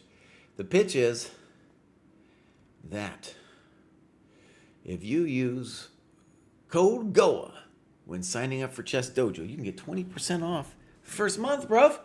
What a deal. So what I think I'm looking at is I think I'm looking at the end of these games here. That's what I'm looking at. All right, so we'll watch the end of this game. I hope we don't have to wait for Evs for the results. Now, actually, let's go to the results just for a second. So hard. You got to scroll and scroll and scroll. So Yu Yang Yi is through. Do I care that much? No. He's going to play somebody and get whacked. These guys, yeah, okay. So Serrana beat Forrest. Now, some people were saying, Pruess was saying the Svana brothers were the strongest brothers of all time. And I think the Van Forest brothers might be, they're close. They're close. Okay. So this dude, Yakubiev, through. A lot of people, yeah, it has been decided. And so, I don't know. If anyone knows how long we got to wait, I hope it's not forever, bruv. I don't want to wait here forever. I want this to happen.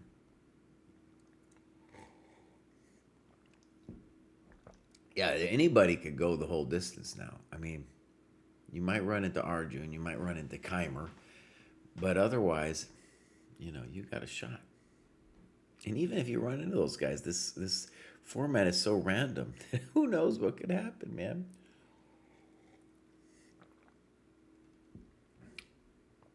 Yeah, okay. We got some old timers represented up here. Lako's gonna get whacked by Aragaisi. We all see that coming.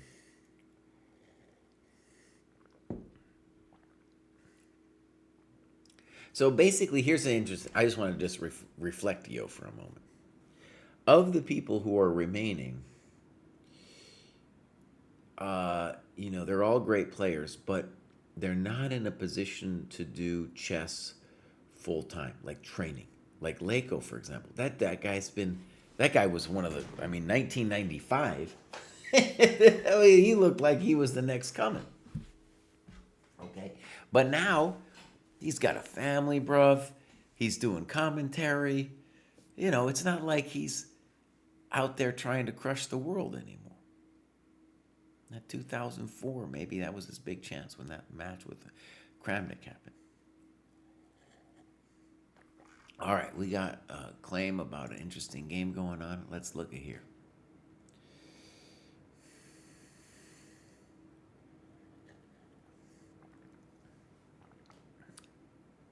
One nice thing is you know you're not going to lose.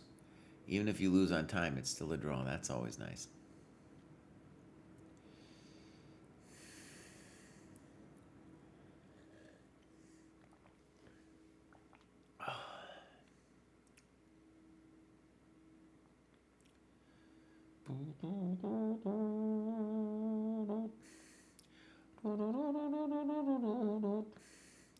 With two cats in the yard. I guess I should try to figure out when did they last take something. No? Here, maybe. So that was like a, yeah. So move 72. We'll be here for a while. Right, so we got Robin saying her Dogmas is going home. And our Dogmus is the one with the black pieces, though. And he desperately needs to win this thing, of course. He'll play it all the way out to the end.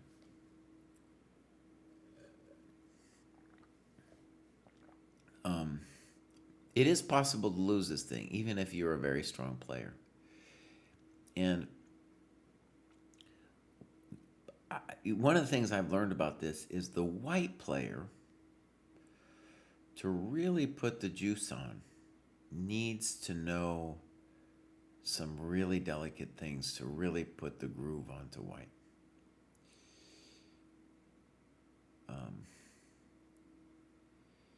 Yeah.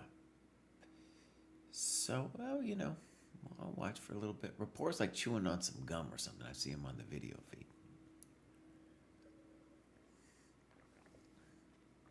Sweet Blue says they've got a long way to go. Yep. I thought, by the way, that on Rook B6, King C4 would have been better, but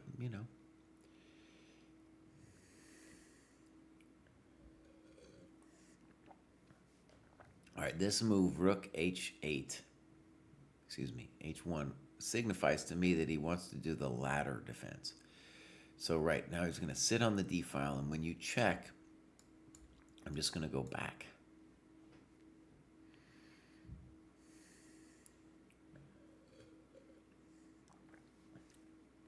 So I think if Rook H3, yeah, he's just going to sit. This is the ladder. So there's a couple different defensive methods. This one is usually the one you find in a book of how to do it.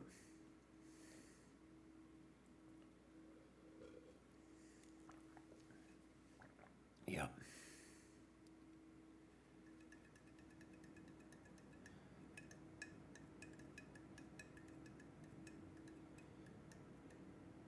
Rapport is just taking a sip of his water and stuff.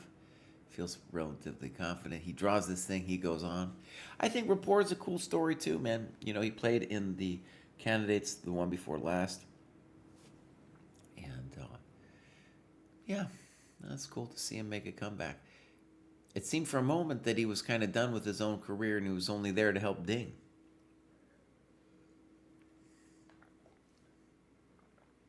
Yeah. Okay, so, Black tries to be fancy or something. I think I said 70 something. I said 70 something, so this game has got to go to, what, 120 something?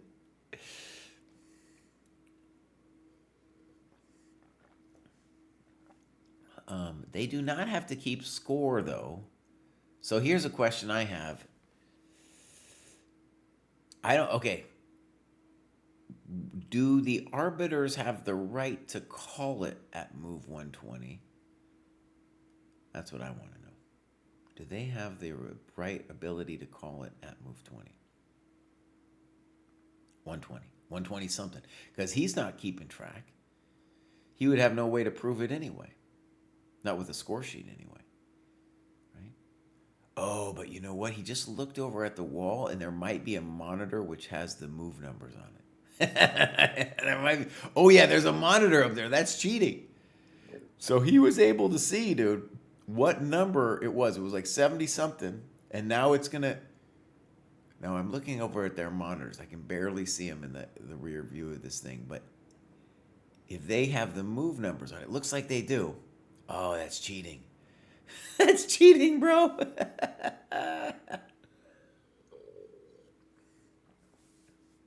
Sweet Blue says they can step in.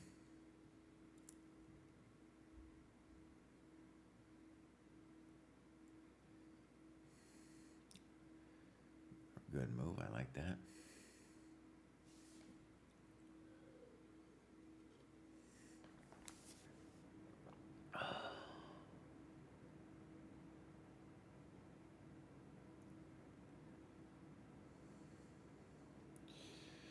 Yep. Now I'm hoping that they don't take... Actually, Sweet Blues, you seem to know what the hell's going on. Anybody out there have the same question? Do we know how long we gotta wait until Sam starts playing again? That's my question.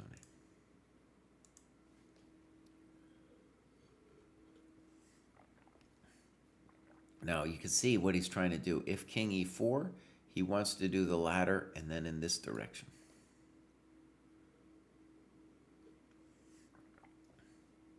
There we go. I'm a GM today.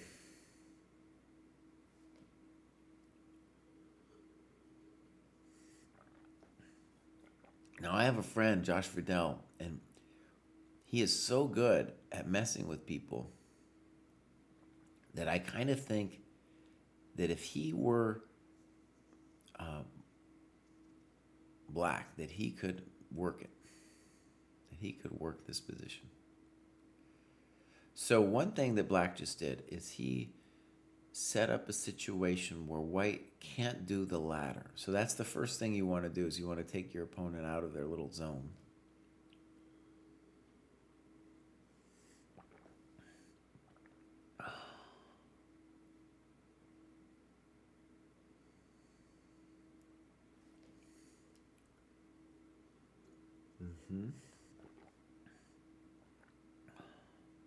By the way, we're at move 111. It seems like it's going to take forever to get to 120 something, but it ain't going to be forever.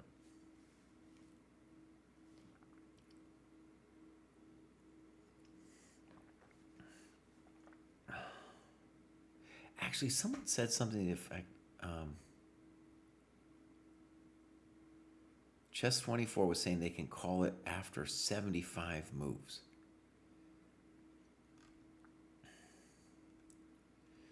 Okay.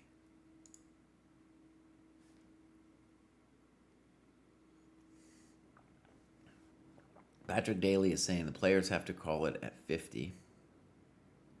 Maybe now Ding will be rapport second, bro. That's right, man. Maybe it's going to go the other way around. All right. Simple chess.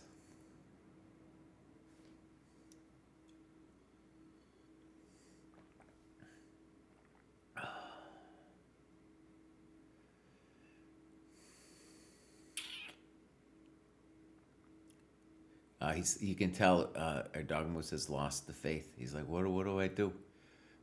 Friedel would crank you here, but he would find a way. That guy was genius at this kind of thing.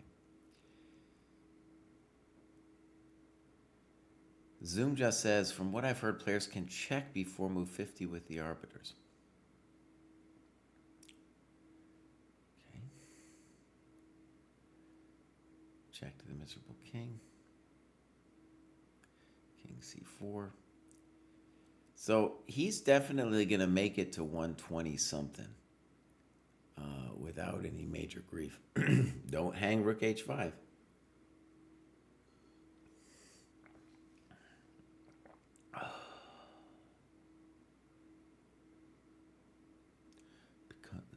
That's the kind of annoying little move. He's got 6 minutes to think about it.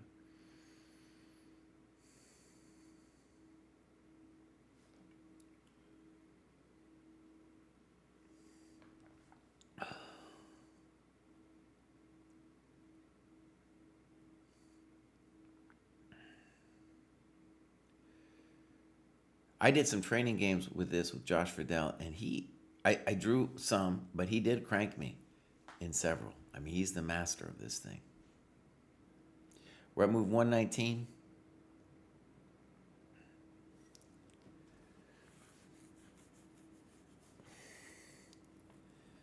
I think he knows, by the way, what move number he has to get to, because there's a screen behind him which has the moves up.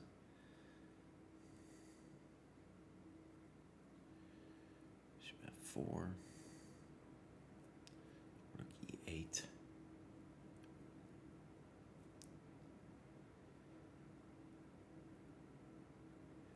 Bishop g5, fine. Oh, yeah, he's looking at that screen. He knows it's coming. Yep, he's calling the arbiter over. And he's saying, I'm playing rook e8, and that's going to be my move. And now they're going to double check. Draw. Well done, dude. Well done. Whew. Okay. So, we got a live shot of the camera of the hall here, and that's the only way I know. Like, when this game is going to start. They might get a substantial break. I hope not.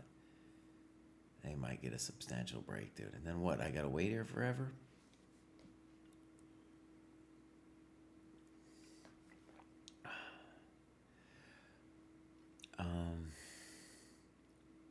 It's not even telling us when the next one's going to start. Anyways, here we go. So wait. It's Artemiev MBL. Everybody else is through except... Wait a second. So we got 3 people going into this next... Wait, am I right here? We got 1, 2, 3, 4 people going into the next round.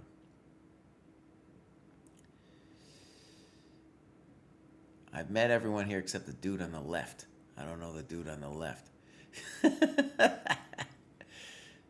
All right.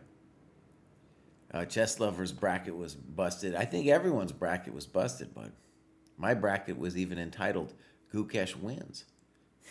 That's what it was called, dude. He did not win. He did not win.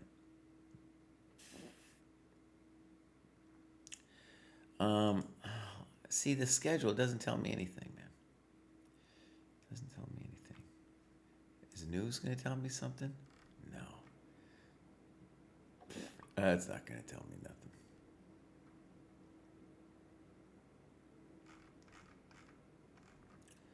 All right, I'll tell you what. No, I don't know. I don't know what.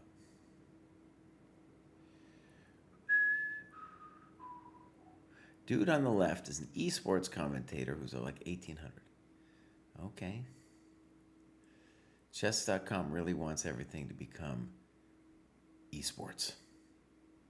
I can't turn this on, by the way. I don't know how. I don't really want to dedicate the time to knowing how I turn on this sound.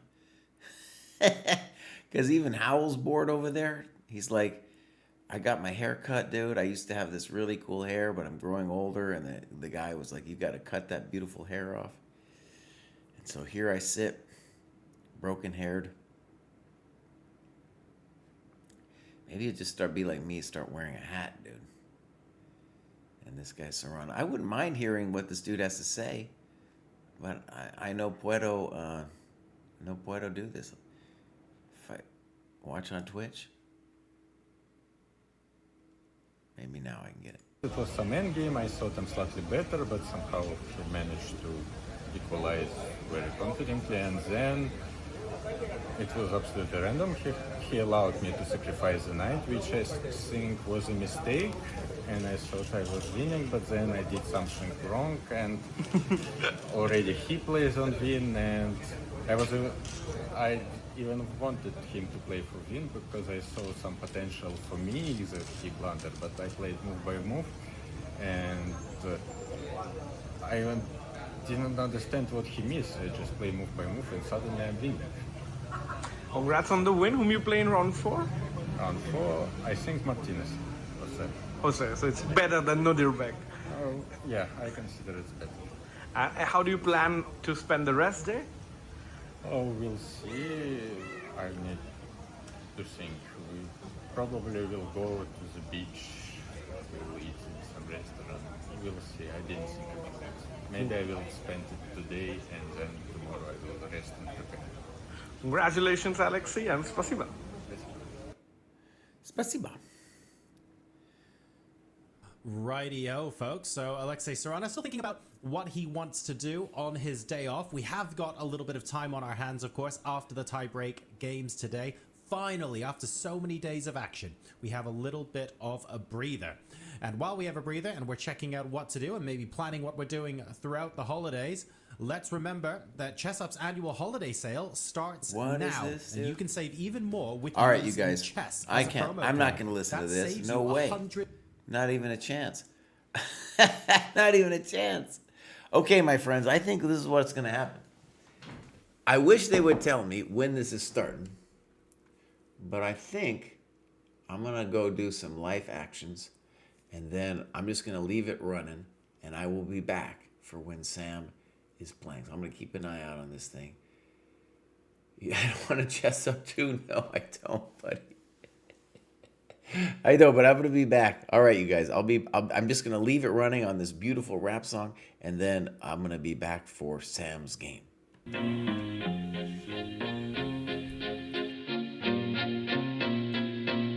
Welcome to Dojo.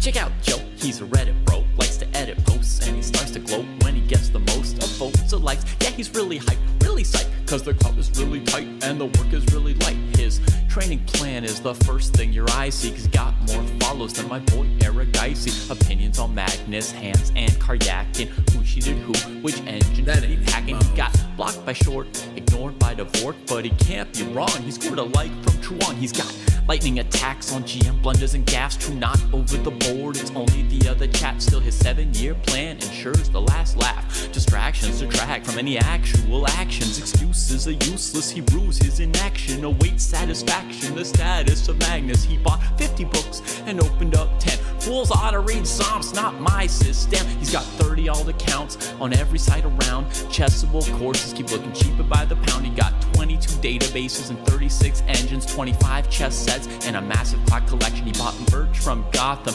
Bra and Naka, but his game history looked like some chess copy pasta. A GM coach that he don't listen to, and if you think it is, then yes, my friend, yes, this is you. But that all changed one bright sunny day when a friend said, hey, don't you know, welcome to the dojo, it's good to grow. Welcome to the dojo, I gave up on the easy. Sweatwork's what we need, G. Sweatwork's what I believe, ratings what I'll receive. Don't you know, welcome to the dojo, it's good to grow. Welcome to the dojo, I stepped away from easy. Sweatwork's what we need, G. If Sweatwork's what I believe, ratings what I'll receive. So Joe got into the business, stopped the app sickness, daily practices rhythm, he even upped his fitness. He found sparring cathartic, postmortems charming. With the plus equal minus, he was armed for elo farming. With notepad and pen, he built up calluses, escape rating paralysis with lengthy game analysis. With sensei direction, he sold his collection. Read one classic and that was fantastic. Now he locked to the spot where they checking off boxes. Young prodigies and some wily old foxes. 3.5 points per box, that's shocking progress. Goal nearing, cohort cheering, Joe doesn't hear it. He's monotasking, no relaxing, concentration maxing. One book, one board, one set, one thought. Work will work, will work, work, never stop. One book, one board, one set, one thought. Work will work, will work, work, never stop. Now occasionally, he peeps the world of the tweet and laughs when he sees the player that he used to be. Blank face staring, complex plans comparing while he's dojo training. Hours a day playing out positions, transpositions, and growing his board vision. Transition from poser to player, focus without a care. He leaves them complaining in his dust, staying with their week-old ratings. Blast past his week-old rating, each week's a new occasion. He never takes vacation, the work is entertaining, the growth he's maintaining. And now Joe is explaining, hey, don't you know, welcome to the dojo, it's good to grow. Welcome to the dojo, I gave up on the easy. Sweatwork's what we need, G. If Sweatwork's what I believe, ratings what I'll receive. Don't you know, welcome to the dojo, it's good to grow. Welcome to the dojo, I gave up on the easy. Sweatwork's what we need, G. If Sweatwork's what I believe, ratings what I'll receive. Welcome to the dojo. Welcome to the dojo.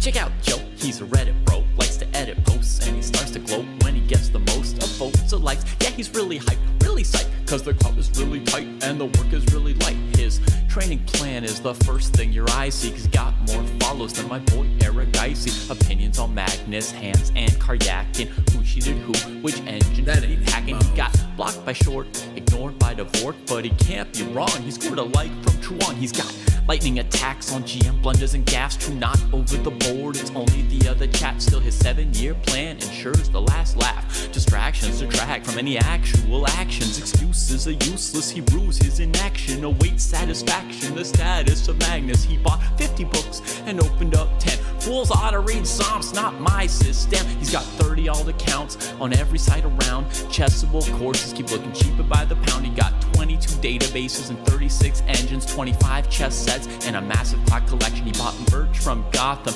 Bra and Naka, but his game history looked like some chess copy pasta. A GM coach that he don't listen to, and if you think it is, then yes, my friend, yes, this is you. But that all changed one bright sunny day when a friend said, hey, don't you know, welcome to the dojo, it's good to grow. Welcome to the dojo, I gave up on the easy. easy. Sweatwork's what we need, G. Sweatwork's what I believe. Ratings what I'll receive. Don't you know? Welcome to the dojo. It's good to grow.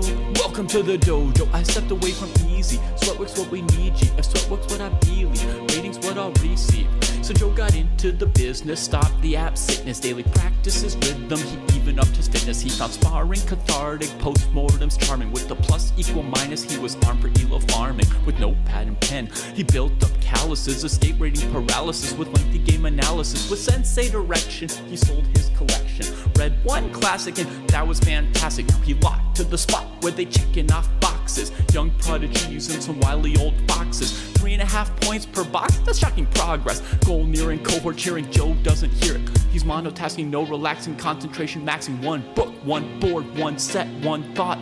Work will work, will work, work, never stop. One book, one board, one set, one thought. Work will work, will work, work, never stop. Now occasionally, he peeps the world of the tweet and laughs when he sees the player that he used to be.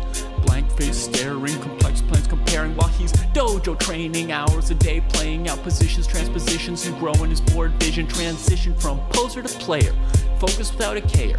He leaves them complaining in his dust, staying with their week-old ratings. Blast past his week-old rating, each week's a new occasion. He never takes vacation, the work is entertaining, the growth he's maintaining. And now Joe is explaining, hey, don't you know? Welcome to the dojo, it's good to grow. Welcome to the dojo, I give up on the easy. Sweatwork's what we need, G. If sweatwork's what I believe, ratings what I'll receive. Don't you know? Welcome to the dojo, it's good to grow. Welcome to the dojo, I gave up on the easy. Sweatwork's what we need, G. If sweatwork's what I believe, ratings what I'll receive. Welcome to the dojo! Welcome to the dojo.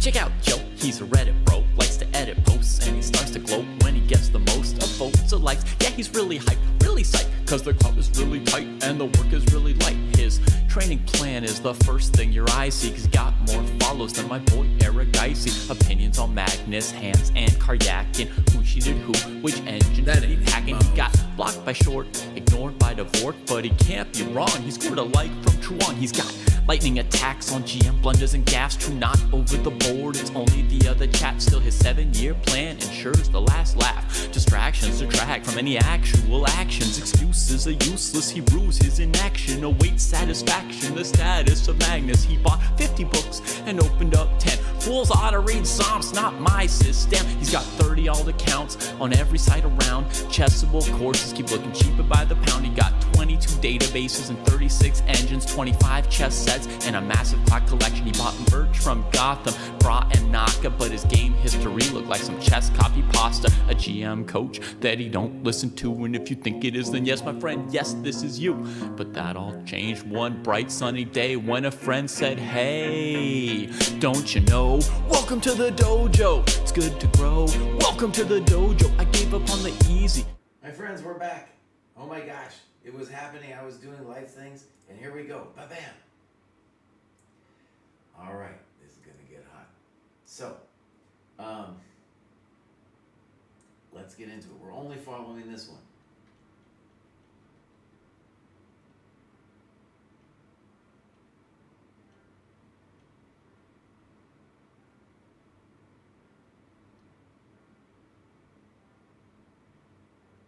Very spicy sauce. We got this position, Mr. Bowers. Now, what do I think? Fun position, probably equal. White obviously has this amazing dark square bishop, and he's also saying that he doesn't care if knight c3 happens. That was a very ambitious move. So, black has a choice between queen c3 and knight c3, or not doing anything about it at all. Now, I thought he should have played, or at least considered, rook c1. But he's like, no, Bubbles, you can take this thing. Now, let's talk turkey, as I like to say. If queen c3, queen d5, maybe we're a little better. It's not even close to over there because of that. On knight c3, I assume we're playing bishop d3, and we're claiming that I'm going to whack you with c1 and I'm going to penetrate. That's probably true. So castles, good move. Fix mic boss, thank you very much. I moved it aside as I was completing life tasks. As I was completing life tasks. All right. Does Georg Meyer have talent? Anybody playing at this tournament has talent. They all have talent. Georg Meyer is an interesting dude. A friend of actually Perelstein, who's a friend of the dojo. Georg Meyer, I believe, lived in the United States for a long time too before, surprisingly, changing everything up and going to Uruguay. Now, Queen c3, I think we can claim that after Queen d5, Knight df6, that our bishop on f4 is very strong. I think that's true. I think that's true. Okay, so I'm going to say I think we're doing fine in terms of the opening here. It's a little questionable where I should go. I think Queen d4 would be a good default move here. Queen d4 followed by Rook fc1. Make him take. Say that my bishop is amazing. Okay, I think white's a little touch better, but a little touch better. I'm going to go with white better. Queen d4, I'm a GM today. Now, he is saying that if Rook fc1, this Queen d4, Knight d4 thing is going to be fine for black. Maybe. Bishop g4, nice simple development. If Sam wanted to, he could play Rook fd1 here, preventing Rook d8. So two big moves here, Rook c1, which, you know, we'll get this Queen d4 stuff, or Rook fd1, which would be nice because then next move I could play h3 conceivably and say, buddy, you gotta move. You gotta move, Mr. Groove. There are always questions, however. If Rook fd1, maybe Queen c2. It's a weird move, but maybe Rook fd1, Queen c2. Queen d3, I hunt him down, maybe. You know. Someone's saying Bishop e5. Good move, yeah. I like Bishop e5. Good. Well seen. Very simple chess.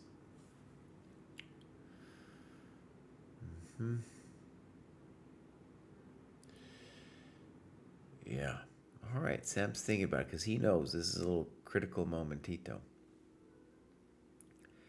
Oh, come on, Sam. You can do it. He played very ambitious in the first tiebreak game. I thought he was winning at one point, lost it, and now he amazingly won his black last round. All right, Rook fc1. This is the simple way to play. And white would like to say that he is better because we have the jump on the c file. We can always block the d file with knight d4. And sooner rather than later, I want to play f3 e4.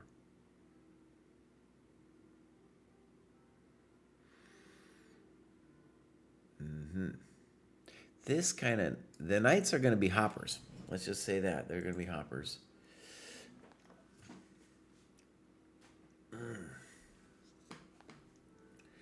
So I would say I like Sam's position. I also like that he doesn't have a full minute. He's got a little bit of time here. I like Chess Lover's move too. This kind of clarifies our business here. Oh, I would love for Sam to get a little bit of aji, as Mr. Pruess says, little aji. Have the news of the day, rest day, finally hit the Boomer Jam? What does that mean, bud? What does that mean? Okay. Is there news of the day? Did something big happen? No. I was like, something in the world happened, bro. What are we talking about? Okay, so Rook fc8. I would like to play f3. And then I would like to play e4. Now, knight d2 is a move which could conceivably annoy me, but it's probably a chump move. Yeah, he decides it's a chump move too. This move threatens knight d3, and And knight b3. Knight b3 isn't really a threat, though. I cannot play rook c3, unfortunately, because of knight d5. Knight d3 is potentially annoying. Rook d1 might be a good move, though. And if knight b3, I just ignore you. e4 played.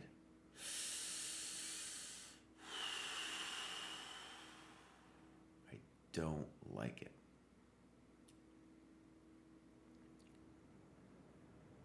Now maybe I got an idea.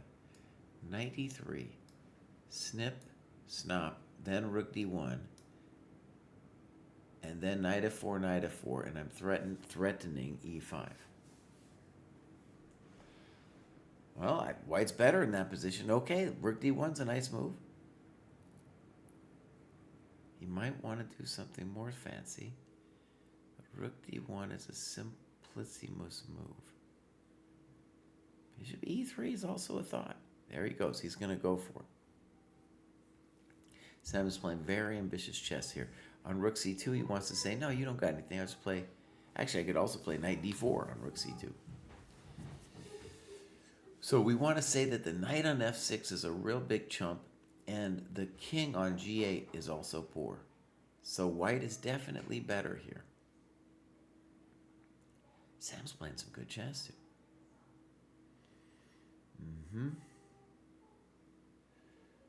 Hello, G. A6 played. Okay, makes some sense. So in terms of normal chess, rook d1 would be the normal move. a4. That's maybe a nice move too. Black, this encourages black to play b5, however. Just like b5, and then I'll play for b4 and stuff. Very exciting. Again, the knight on f6 is a chump. The king on g8 is a chump. If rook c2, we're saying king f1, no problemito. h6 play. Okay. This encourages me to play rook b1. I still like rook d1 too.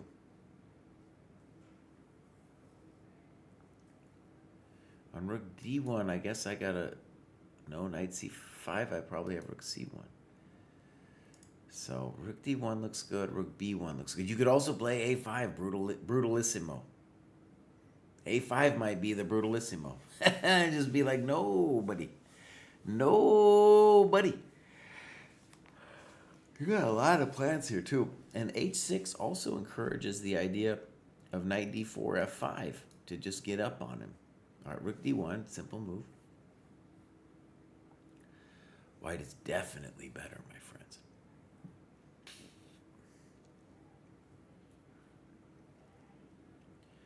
White is definitely better. Knight c5 looks like it loses to rook c1. Knight b2. Did we miss that? Did we miss that? Oh man, I think rook d1 might not have been it, buddy. I think that was maybe a poor move. Okay.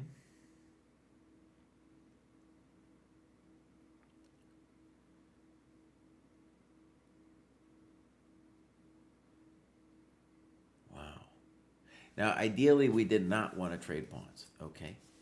But it's true that knight a4, rook b7, there's still very strong arguments for white. I wish that, if you imagine just that pawn being on a5, oh, man.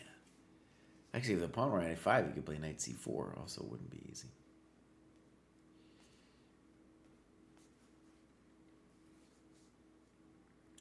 Yeah, chess lovers talking about rook b7, b6 ideas, yeah. In general, like the knight on f6 is poor. And that's what we got going on. We also have a minute on the clock. We also got a minute on El Clocko. Yeah. We're going to be here a while. We're not going to be here that long.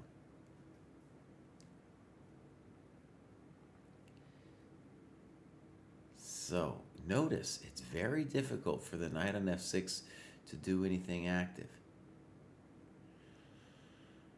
And white has a very, like, sure, winning the a-pawn is cool, but also, like, I want to build the position, my little Death Star on the king side. Getting my knight to f5 looks like a nice thing if I can achieve that.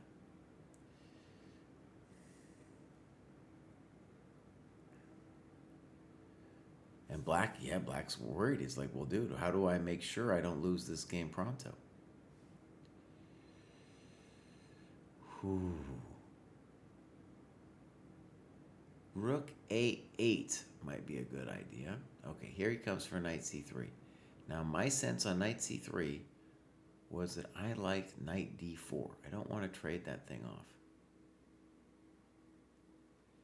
I need my knight to be El Crusher.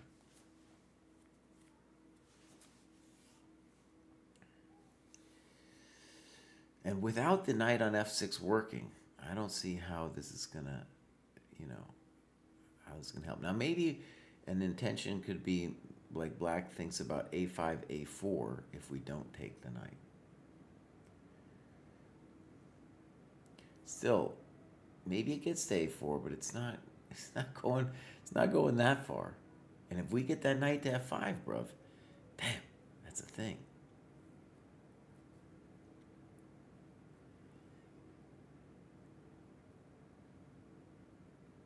Knight f5 also comes with a very basic threat.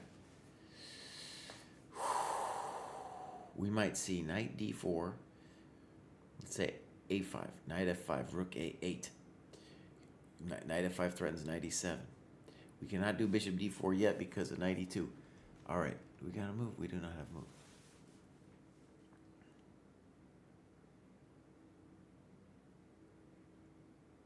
He took it. Oh, no.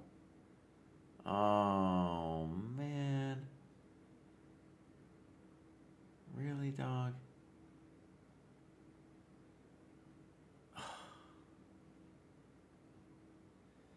Well, Sam, I guess I don't see how you get more than a draw here, buddy.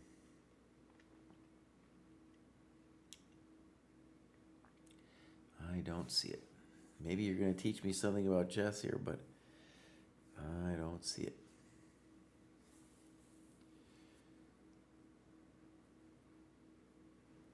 Yeah, this is even more annoying. Rook c2, and he's like, you know what? If you play king g3, I'll activate my knight h5.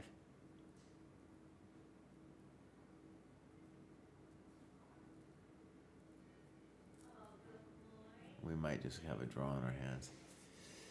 Oh, he needed to play knight d4, dude. Okay, here he goes. So he's committed to knight h5, king g4.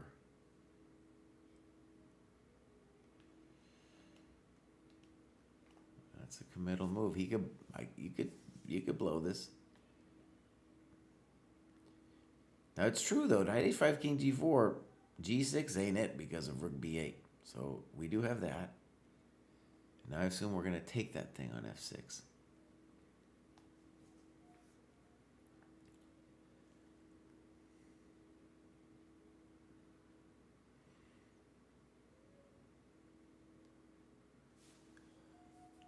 Guess we could play king h3 if we were really sad. I don't know. I mean, we're going to have to play king h3 anyway, right? Okay.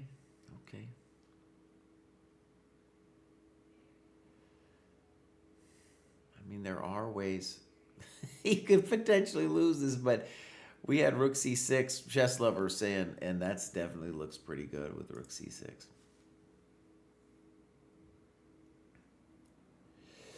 Polly asks, can I ask why not use more tech in commentary to give fair assessment of game to viewer instead of engine note commentary? Yeah, you can ask that question. You could turn on the engine yourself. We do this because we believe strongly that you are not getting a sense of what's going on in the game, in the players' heads, when you have an engine going on. The players can't see the engine. So we're just giving you a better sense of what this game is all about. That's the long answer. Bishop e5, okay. We're messing with him a little bit. You know? This would be a good one too for the engine, like, you know. The engine might find some tricky thing with f6, but if you want to play f6 yourself as black, you gotta have some coconuts. All right, there it is. Rook c5. Fine move.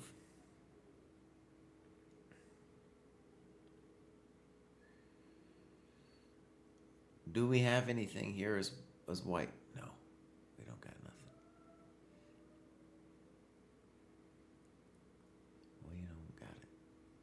Maybe bishop d4. I don't know.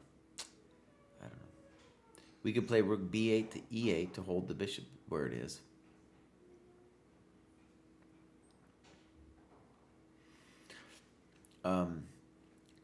One thing that's interesting, even though I don't like the way Sam did it with the exchange, is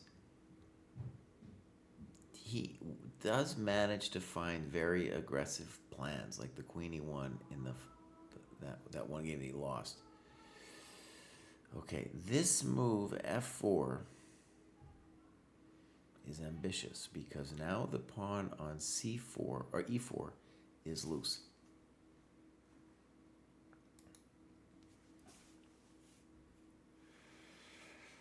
So we have an ambitious move on our hands. f6. I think, first of all, the problem with f6 is then the knight is cut, right? g5 is another simple move he could play. Now, knight f6. Did he give us a little something something because we could take and play rook b6? Presumably, the intention is now rook c4. Rook c4, and I think we have ourselves a draw. Yeah, king g7. This is the simplest because now if rook a6, he's going to play rook c4, and I don't got nothing. So I think this is going to go to a draw, my friends. We got people saying Dubov went off. I'm going to check the other games in a half a second. This is kind of tricky and clever. Maybe we'll be able to hold that pawn on the board. If rook f4, black has to wonder about rook f6 and how he feels about that pawn ending. Dude, Sam don't play. I think that pawn endgame is a complete draw, but it's at least something that we can do. Yeah, it's just a complete draw. Well, the good news is Sam can draw this game and then play black again next round.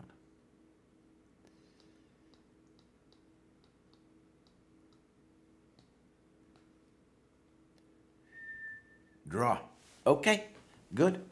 Let's go back and see some results, and then we're going to get ready for round 2, which I think is going to happen pretty quick. Oh, it doesn't even show me the results, dude. I would have to scroll forever to find the results. All right, this is what I'm going to do. I'm going to put it on this game, and then I'm going to be back, and just keep it on there, buddy. Oh, what is this? No one knows. No one knows. Oh, God. Dubov was the only win. Okay. Let's go. I don't know what's going on here. Oh, it's not auto-updating on me. So hold on, maybe if I refresh it. All right, good. I'll be back. We're going to go round 2 for Sam.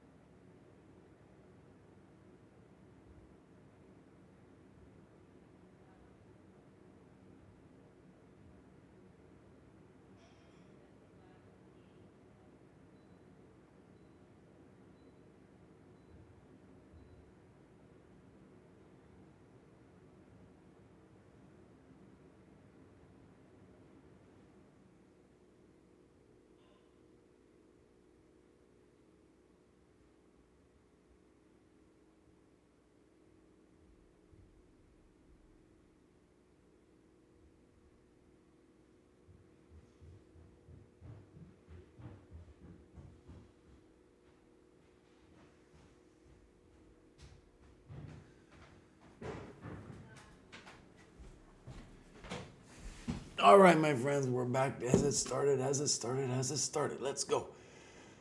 Games. Oh, this chump is still playing.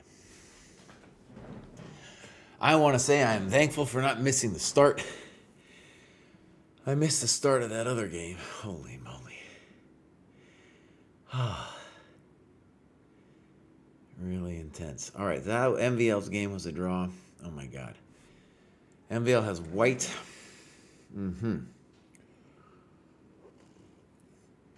This is what's known as a dead draw, by the way. If you didn't know, this is known as a dead draw.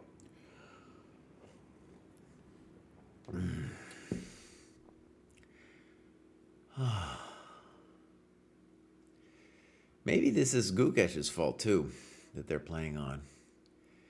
You know, because Gukesh would play on in this position.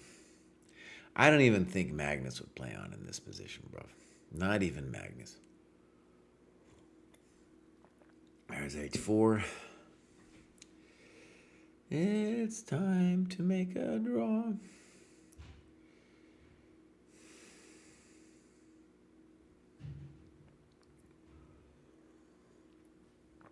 Let's see Penko.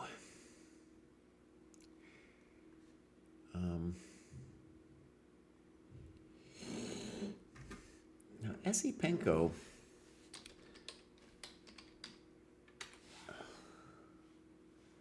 Someone was saying that Nepo was the last Russian standing. I mean, he was the last Russian in the top 20, but we still got one Russian here. I guess if Penko goes down, that's it, bud. I don't think there's anybody left. Man, that's amazing that that's happened in my lifetime. I would have taken on G5 and made my life simple, but this dude isn't simple. King B4. Fine. Here. That's a annoying move, potentially. But he's like, Bishop B3, I don't care. All right, take on G5, bruv.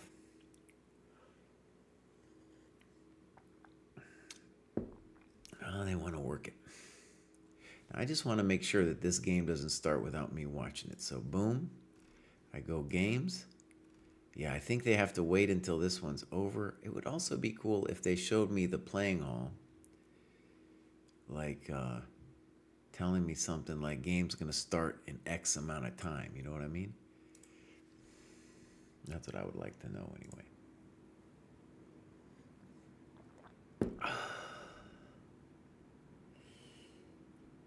Oh, and Sweet Blues is saying Grebnev is still in. Okay, so we got still some things going on.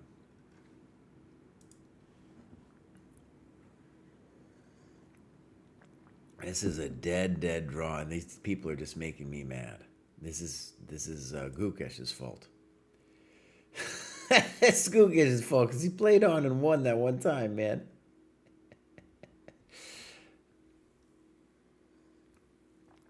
Now notice if you play King G4, you're not even threatening to take the pawn on G3. I don't mind him playing on. You know, it's just, I want to see Sam's game. And I think I have to wait until these chumps are done to see Sam's game.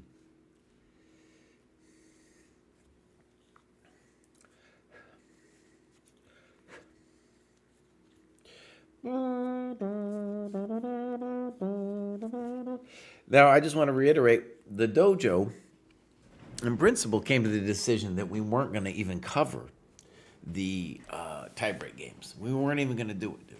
Like, no way. Not interested. And that was with the thought that we don't believe that this is what should happen for good commentary, for good chess. Oh, finally, we got a draw. Okay, good. In any case, so that's why Pruess isn't here, by the way. Now, I did convince him that this was a cool thing just because this is Sam's big moment. But, you know, his wife was like, you told me that the tiebreak day was going to be your day off. And then, you know, you get that kind of familial situation going down. And it wasn't good. It wasn't good for our friend, Mr. Pruess, you know. It's just showing these last moments of this chump game going on over here. Show me the games, buddy. And tell me, please, how much longer I got to wait. Anyways, so he was going to join me today, then he got the beat down. But originally, the idea was we're not going to cover these games at all because there's not real chess. Now, I want to admit, it is kind of fun to see the madness that can happen in these kinds of situations. But it isn't real chess, you know? It ain't it.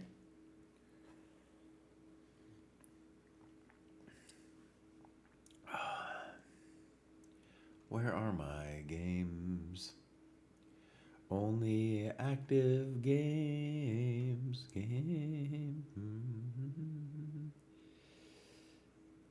Where's Kostya? We only see him at Arena Kings. True, Skebix, that kid, you know, what is he doing?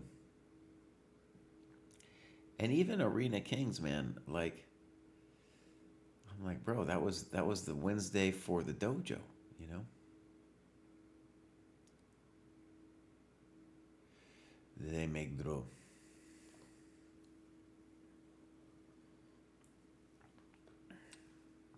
Okay, so this has been going on a lot. We're getting beaten by 12-year-olds, bud. Dude, I almost said the R word. He got raged upon. We'll use that other R word. He got body slammed. All right, so Dubov looking good. We're getting this thing going on. I don't know why the next game isn't set up pronto. You know, it's time. It's time to play.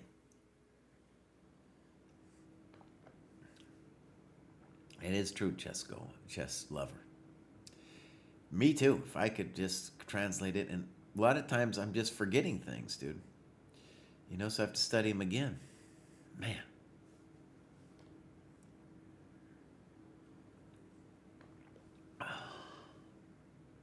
Well, lazy Saturday. It's a lazy Sunday, but yes.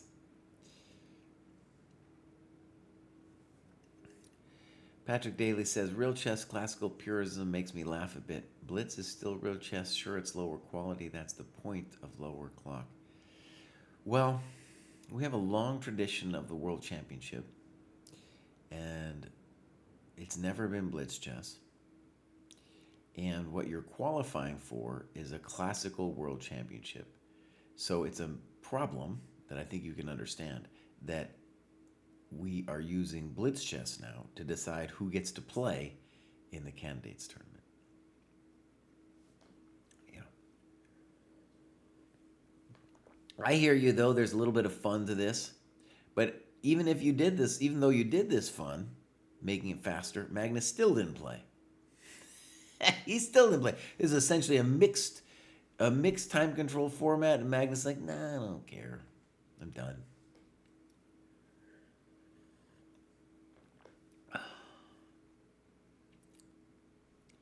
Yeah, dude, Kostya got completely adopted. We didn't hear about it at all within the dojo. There was just dead silence after he got raged upon, you know? No one wanted to say anything. I'm going to refresh, bud. Where are my games at? Tell me how long it's going to last, you chumps.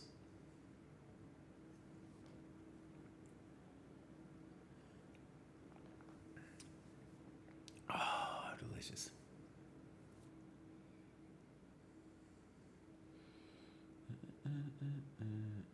Patrick Daly actually agrees with me. I thought we were going to have a great fight on it. Jess Lover asks, can I replace the Endgame Virtuoso book study suggestion with another Endgame book? Because I really want to study Averbach's book. Now, let me just say, Chess Lover, that the Smyslov Endgame Virtuoso book, that book's a winner, bro. That book's a winner. So you could, but I guarantee you, the Averbach books are not as good as that Endgame Virtuoso book. Have I thought about this total world championship thing? We did a Dojo Talks about it. Yeah, we did a Dojo Talks about it. It's totally ridiculous is what it is. It's totally ridiculous is what it is, buddy. Yeah. All right. I'm searching for content now.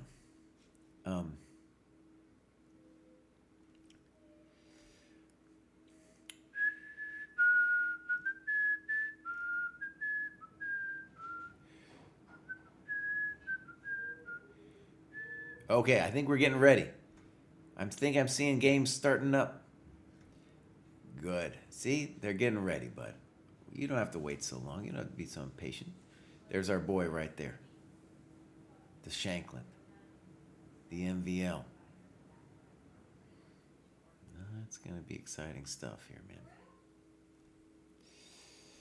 Gonna start it up. It's a Chess Dojo tier list. There we go. He abandoned YouTube. Maybe it's a good thing to abandon YouTube. Is it in Spotify? Yeah, you can ask. Spotify Dojo Talks is in there. Alexa's got it. We have our own page you can load it up into. So it's very easy to access the podcast. Of course, YouTube, but you might be boycotting YouTube. I get it.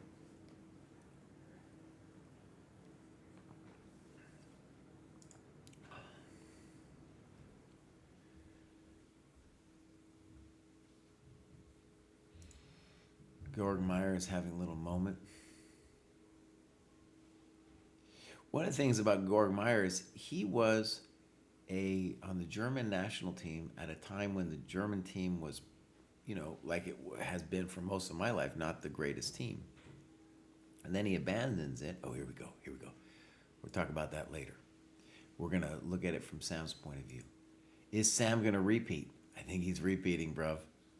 Now, if I was Vidit's second, I would have come up with a method against this thing.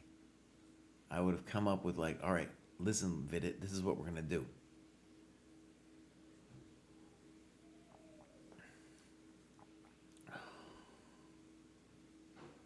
A4, very important to stop B5. I like B6 here.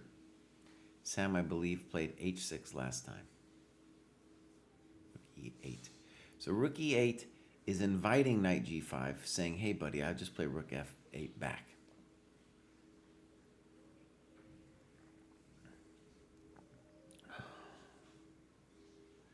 So H6 or Bishop F8 would be consonant with this Rook E8 thing. The Rook E8 thing, by the way, makes me a little nervous. Just because we're leaving that F7 pawn adrift.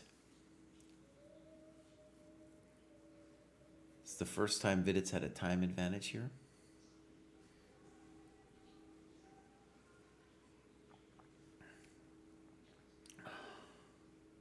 Some chess lover says like the Zaitsev Rui, correct? H6, okay. So we're basically in the same territory as last time. This is where he took immediately. Last time he waited until Bishop E3. So this is his jam, let's say. This is his jam to take this. Now the computer will always tell you that white is better whenever you take. I mean, it's going to tell you you're better anyway. Okay, but this is still a hard position for white to crack. I'd say the default move here would be Bishop F4 for white. There we go, I'm a GM today. Now maybe Knight C5 to encourage F3.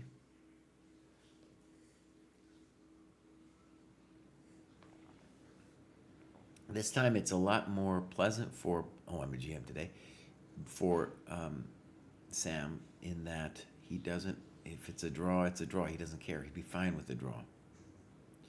Then we'll go on to the next one. The next time control. In fact, I can tell you what that is. Next up, it'll be 5 plus 3. And then it'll go 3 plus 2. Oh my God. And then it's a sudden death kind of thing after that.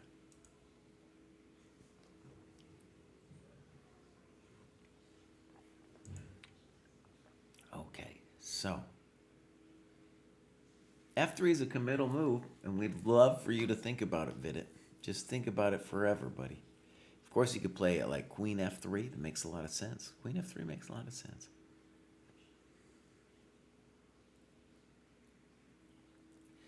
It feels like he's overthinking this thing.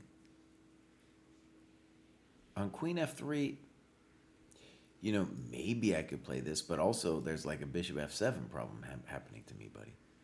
You know, if I play knight d7 after queen f3. I don't think that's a good move. Queen f3 after, knight d7 after queen f3. We can't do it. So queen f3 is very logical.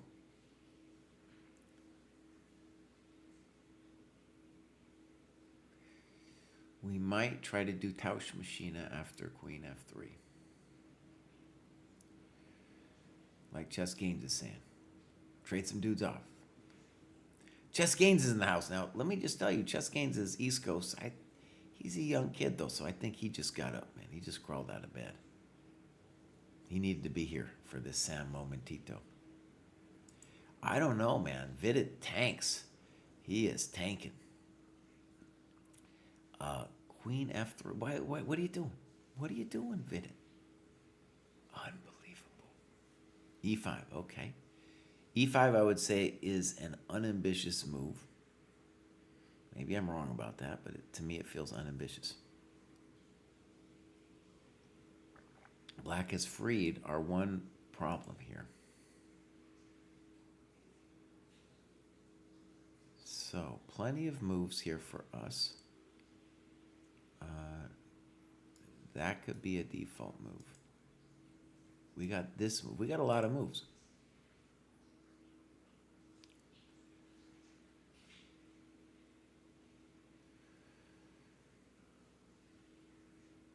Maybe an annoying thing to do to white. Well, it's kind of hot. It's hot. There he goes, this one.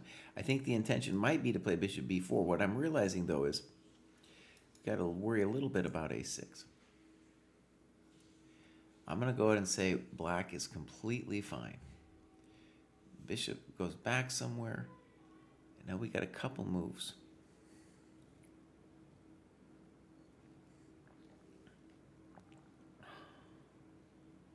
Again, on rook e1, bishop, queen e1, bishop b4, there's a6. I don't know. I don't know how to evaluate that. It's not over. I play like knight b6 or something. You can snip snap, but I got a lot of pressure on you, boss. In fact, you might be losing a piece. So let's do it, Sam. Take on e1, bishop b4. Give it to him.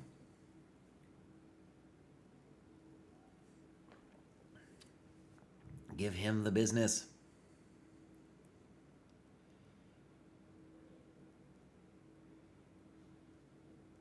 Oh, that's right. So here we're going to go bishop b4. And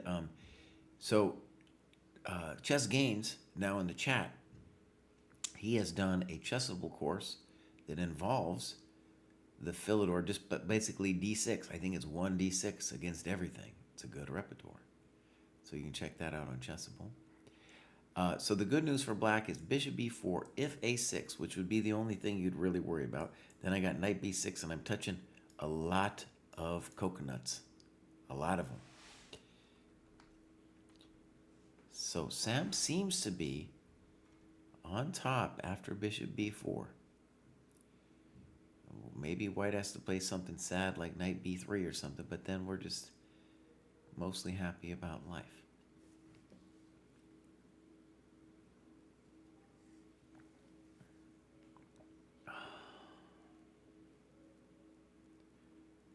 A crazy idea. Oh my God. Did he play something? He played knight c5. I was thinking maybe you could. I don't even want to talk about it. I don't want to talk about it. Knight c5, hitting the knight. Rook d1, no possible because of queen a5. So.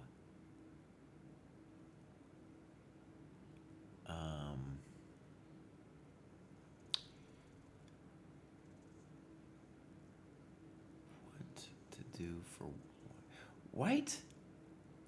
I don't know about this. Knight c5 wasn't the world killer that I thought bishop b4 maybe a little bit more grief. Maybe he was afraid of knight b3. But here, queen e3, isn't white a little better after that? Maybe Sam wants just the simplissimos bishop d6 on that. There's some. Yeah, maybe.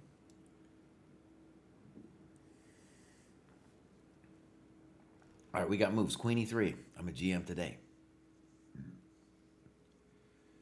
would say white is a little bit better now. Just a touch for the butch. Bishop d6 comes to mind. It's a little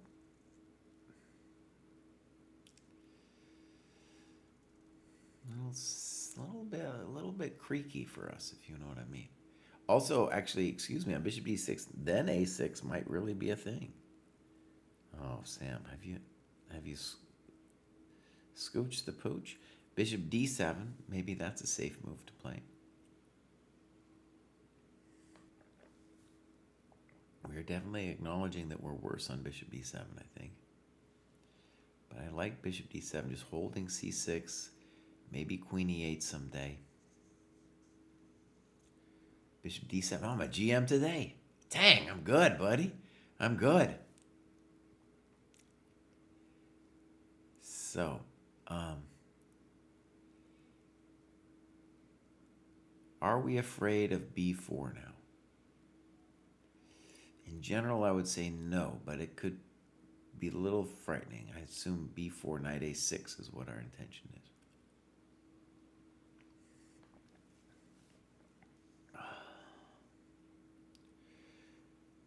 Yeah, this is for all the marbles, my friends. All the marbles.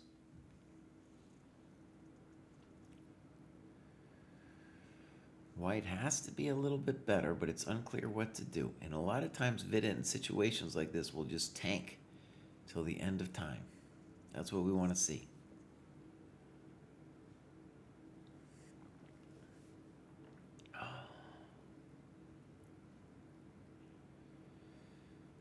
And the first game of this tiebreak, I just want to say Sam was winning, dude. He was winning that first game, and then he blew it. Dang. So even though I think White's better, White's the one who needs to find a move here.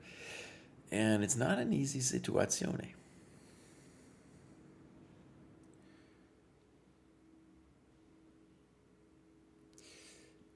If I was White and I thought this long about it, I guess I would be playing b4. b4, knight a6. I don't know. No, I don't like that. I don't like it. No, I don't like b4. I don't like rook d1, so can't do that. What do you do? I don't know, actually. I don't know what White's supposed to do.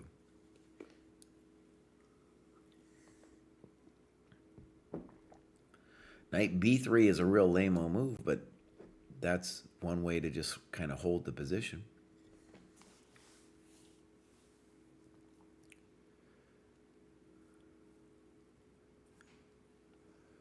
Oh, he's tanking, dude. He's tanking really good.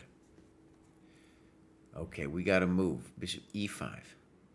So notice, that's a good idea. So now our knight can't come back anyway to molest him. And he's saying, I'm just going to hang out here. That's a good move. Simple and strong. Did I consider it? No. I considered it on a different move, but I didn't consider it there.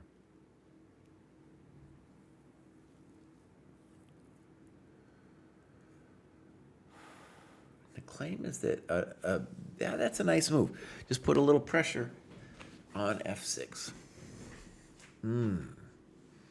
That's a good move, dude. Queen e7. I think Chess Gains mentioned this in a slightly different situation earlier. But that's a nice little building move. Now, the problem with Queen e7 is we've lost our coconut touch onto the a5 square.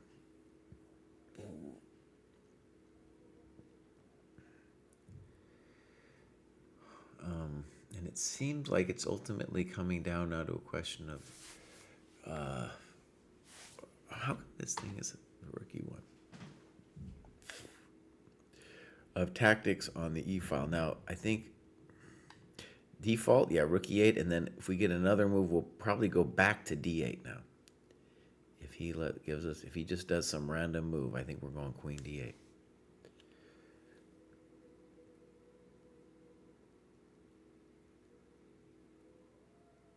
Notice that if queen f3 or something, queen d8, that might be actually a reasonable try with queen f3. Queen d8, because then I could think about it anyway with a6. trying to talk to that coconut. There's pins here, though, so it ain't, super simple. Queen of 3 goes for it. Oh, my GM today.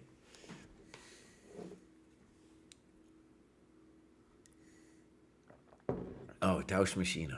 Yeah. It's just a German word for it. It just means exchanging machine, when you trade everything off. Bluebaum was the master of the Tauschmaschine in the last tournament. All right, Queen D8. If A6, I think I play B5. If B4, I'm a little scared. But I believe in the fact that my bishop will be looking at B4. Queen D8, I'm a GM today. Okay. So, it's not clear that we're threatening the pawn on A5 because bishop... No, well, so maybe rook E3. I'm going to call rook E3 for black. This allows us to simply threaten something and tell you that if you take there, I'm going to play bishop F6. So rook E3 looks simple and strong. Did I get it? Yeah, buddy. Ooh, I'm a GM today. Okay, that's a good move. And now white, I think, could argue that he has two threats, bishop F6 and A6.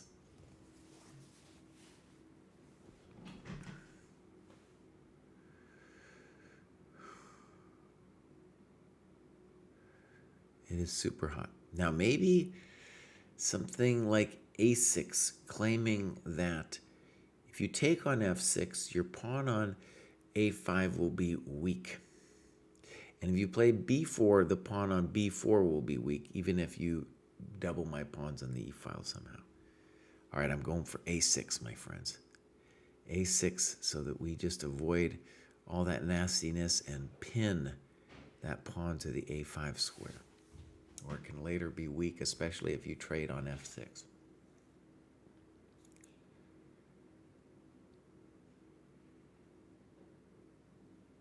Exciting stuff. I'm the 2700 GM today, that's right.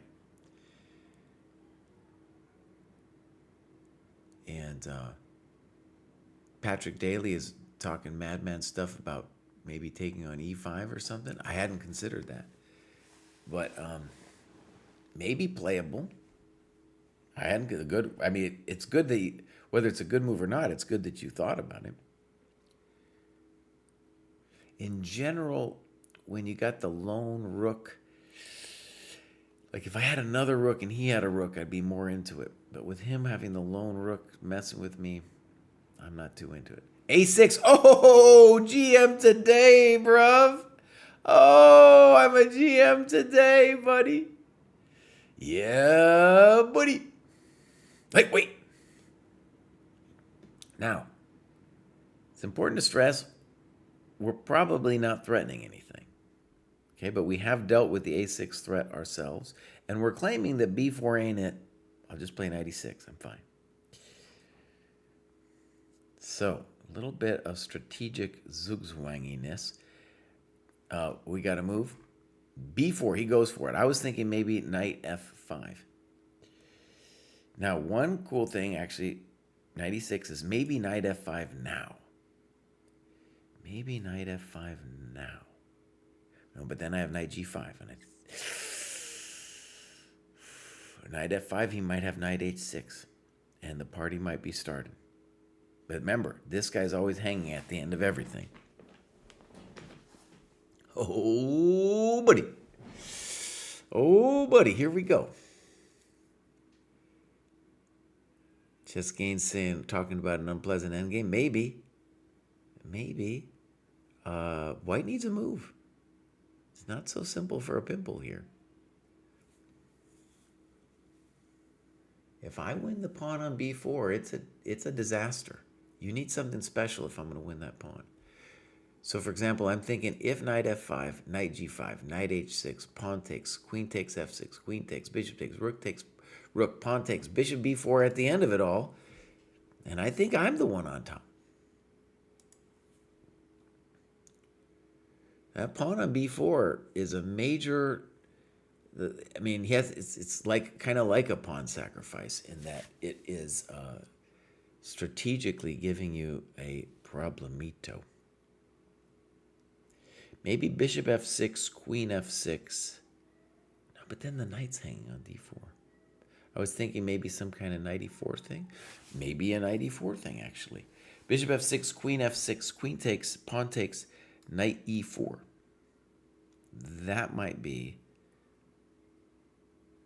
something to consider, because if king g7, then there's rook g3. Okay, he's calculating. This is in fact the moment to calculate. Bishop f6 does scare me now.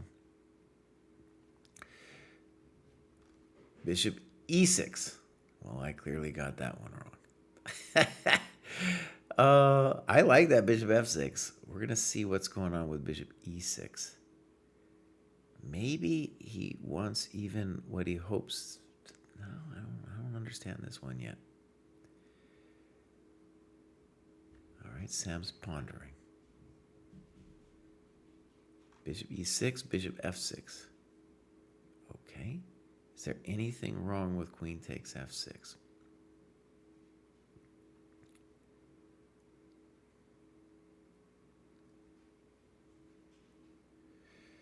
All right, queen f6. We got this whole thing. So my idea, but with this, and the problem with this for white is different, is that you could potentially win a pawn, but I think rook d8 is just the basic. Oh, yeah, rook d8 is L basic move that I would like to do now. Now, rook d8, maybe rook g3 is a hell of a drug, though.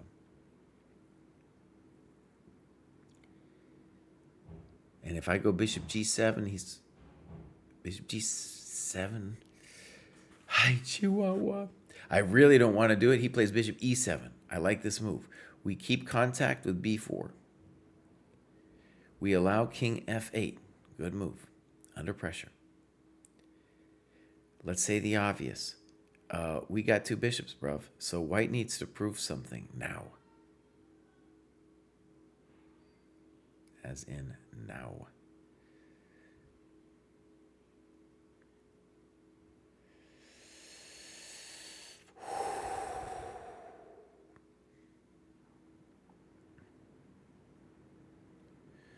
I'm going to go ahead and say black is fine. I'm going to say black is fine. We got a vid feed of this game.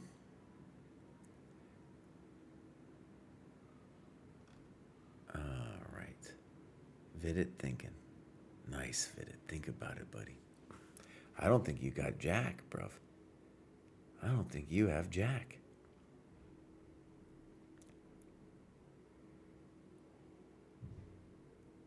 Now, here's a potential problem.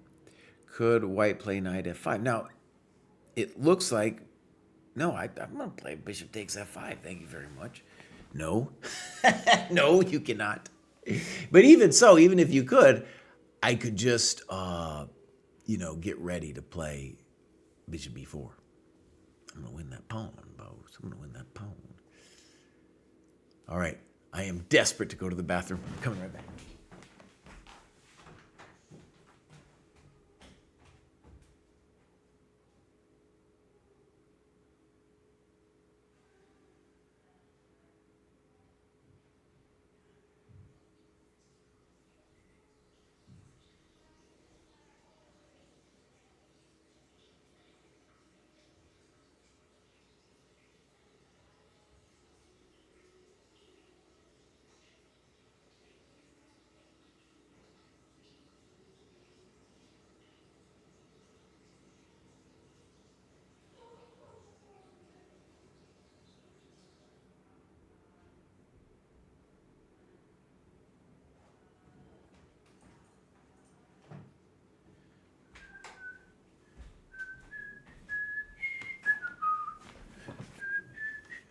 Come on, boss. What do we got? C3. Okay. Now, my friends, we definitely have reasons to be, not thinking we're winning or nothing, but we have reasons to be not dissatisfied with our position. King f8 makes a lot of sense. Now, if rook f3, we have bishop d5. Thank you very much. If knight e6, we're just not scared. This is the kind of position where white has to be careful or else the milk could go bad. If knight g3, we have c5. Well, yeah, we probably have c5.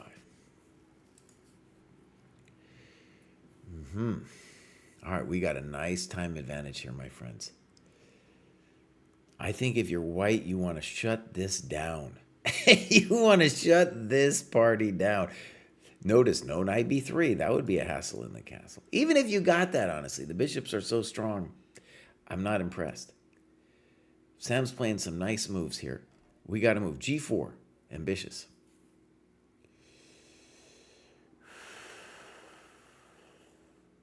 That's a nice, ambitious move. Okay. Sam can do a couple things here. He plays bishop c8, just getting out of the way. I like it. Ooh, maybe I don't like it. Oh, actually, check it out. Now if knight b3, I can bust you open with f5. Welcome to the dojo. So that's cool. White might have even told himself a story about, like, well, if the bishop moves, I have knight b3. But it's different now because f5 will pop us open in a nice way. Oh, yeah, I'm liking this. I'm liking it. Whew. This is good. This is good chess. This is the two bishops.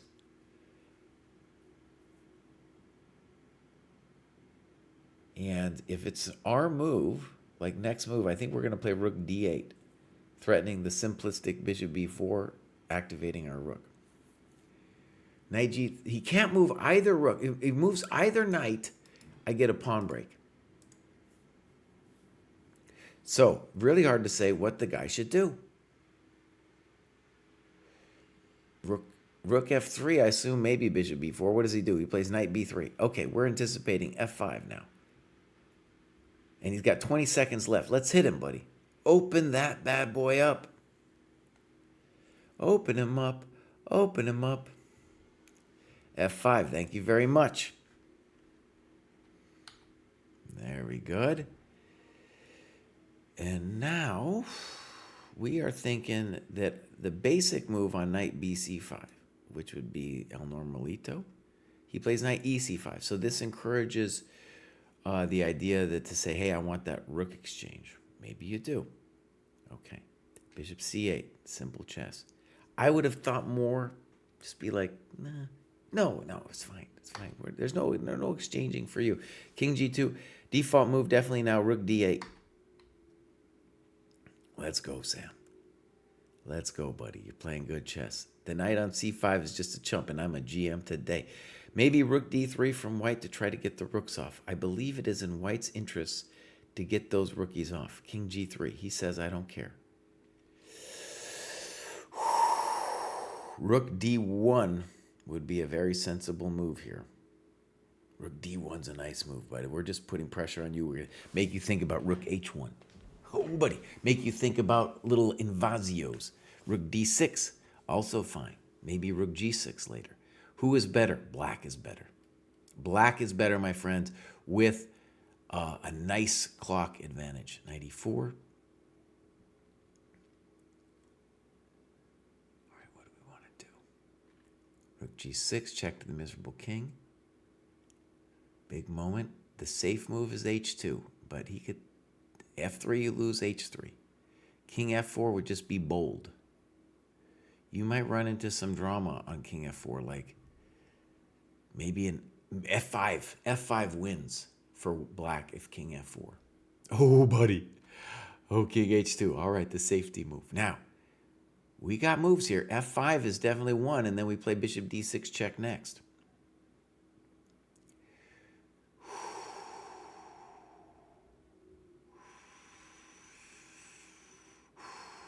Now, f5 kind of loosens our kimono a little bit. It's got to be said. We could also play bishop d8, maybe.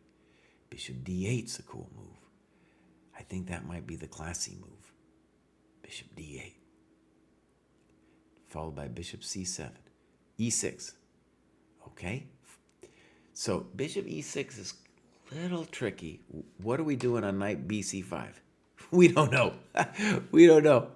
Bishop e6 played. It looked like knight d4 was played by the transmission, and then I don't know what happened. I'm going to knight bc5. Good. So transmission got it wrong. Now, I didn't understand bishop b6 because of this move. Let's see if Sam has an idea. Maybe just go back to c8, bro. I didn't like this. I didn't like this. I didn't like this. Like bishop d. Maybe he's dreaming of like bishop d5, knight b7, f5. Ooh, wow, Sam. Really? Really, bro? Dang. He's ambitious, bro. Bishop d5, maybe? Holy smokos.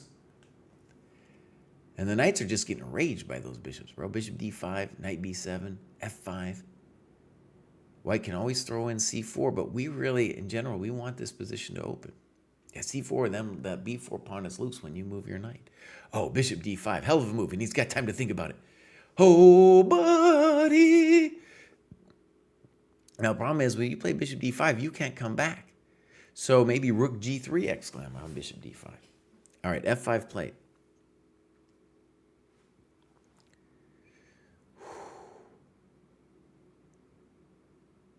Maybe rook g3 exclam.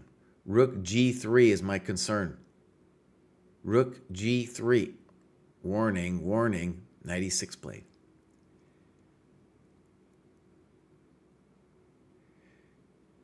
There's no rook f3 now. Knight c5, we got to believe in ourselves. And here, bare minimum, we have rook e3 and bishop d6. We also have rook f6. Sam has a little bit of time. We're doing great. I think that bishop e6 move was too much.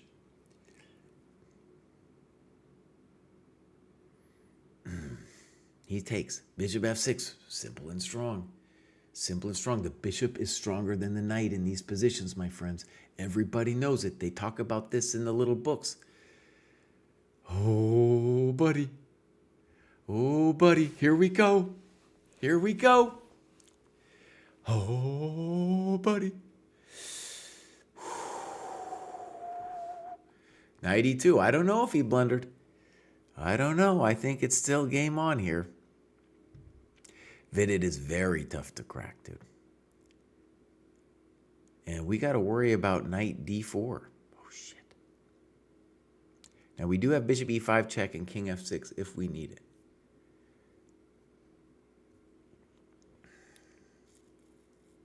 I think white is fine. I think white is fine.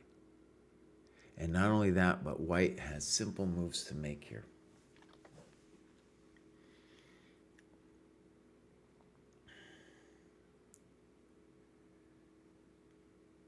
A very ambitious move here would be king d6. King d6. I guess king e6 is similar. And then we're saying, I'm coming in if you check me. Oh, king e6 is, holy moly, that's a hell of a move. Wow. Sam, are you going to go for it, buddy? You're going to put it all on the line? You're going to take his life into your hands? Now, on king e6, king d6, he could also play, I like king d6 better because on knight f4, we're threatening c5. Now, maybe he just says, doesn't matter. Knight f4, king d6, knight e2, then I'll play c5. This is a hell of a drug. Nota bene. Ooh, c4 was played. Here it comes, here it comes, here it comes. All right, king e5, king f3, bishop e7 forces c5. But you know what I could do? I could go king e5, king f3, c5, baby. c5. Taste these nuts. It's not over there either. There's some questions I got. Oh, man, 45 seconds. Here we go. 10-second increment, my friends. King e5 seems like the most logical thing I've ever seen in my life. Bishop e7. Knight f4 check first. Now, if I go to e5, I'm not threatening bishop b4.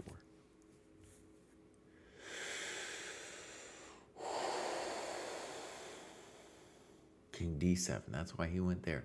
Now, do I understand this? Not necessarily. I think we're forcing white to play c5. He does not do it.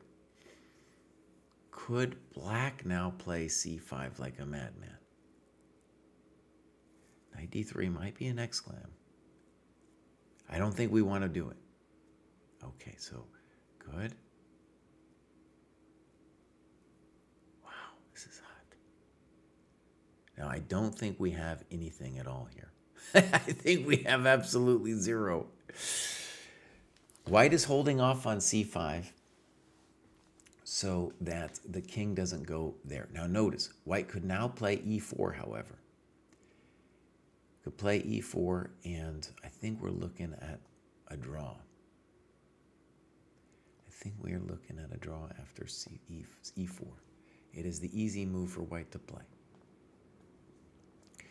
Maybe he wants to push for more. There it comes, e4. Now, king f6 would definitely be el defaulto move.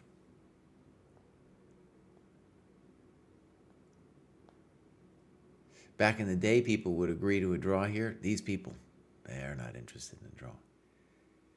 Now, an accident could definitely happen here for black with the knight somehow talking, you know? Doing some kind of c5, knight b2, c4, knight d6 kind of thing. Black is no longer threatening the king d5 into the position.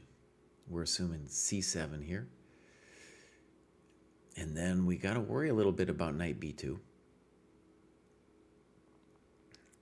There he comes. He wants to go knight c4, d6. Still, the bishop is, they told me that the bishop was better. So king g5, knight c4, king h4, knight d6, king h3, we're fine. So king g5, Sam, let's go. And if he goes all the way back to g2 with his king, then we will reroute with bishop e5, bishop c3. Thank you very much. Still should be a draw. Bishop e5 immediately. Very ambitious move. He's saying, look, buddy, if you don't... Oh, that's a nice move. That's a nice move, buddy. He's saying, bro, I'm coming into c3. Yeah, buddy. All right, who's better and why? You got to believe in black here. Unfortunately, it looks like knight d8 will always liquidate. That was a rhyme. Maybe we play king e7 and just go in there and hop it all up. King e7, very good. I'm a GM today. Now, white can play king d4. We go king d7, king c4, king c7. You know, not king c7. We'll move our bishop somewhere. But we're going to get the a-pawn. Holy moly, it's still on, my friends. It's still on. Vidit gambled and lost. Wow. King d4. Here we go. King d7. We will win the a-pawn. We will win the a-pawn, my good friends. Wow. Wow.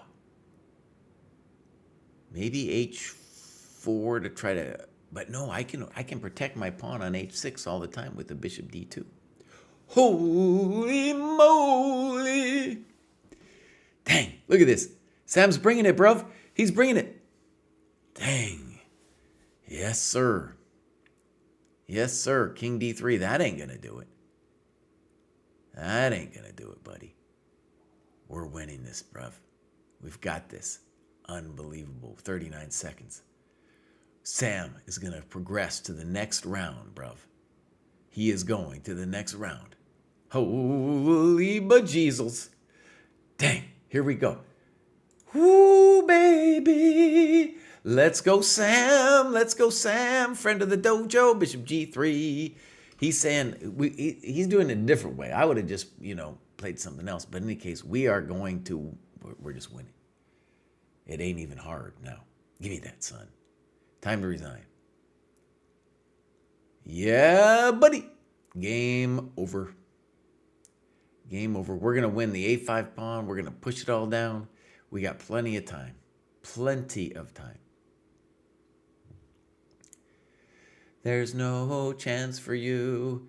Your life is so blue. It's toasty, crispy critters all around. Yeah, buddy. Taste these nuts.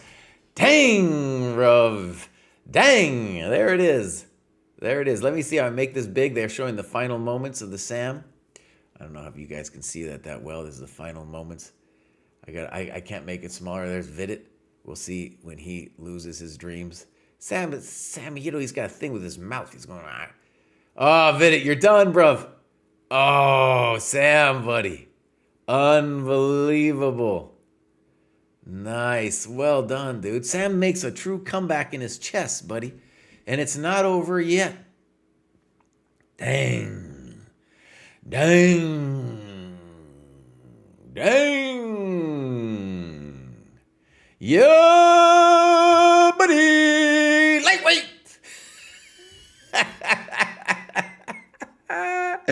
Yeah, buddy. Lightweight. All right, let's go see who Sam's going to face, dude. I'll go see who Sam's going to face. Some chump. He's got a pure path now, dude. He's not, that was like, when you beat 2,700 now, there's not that many left.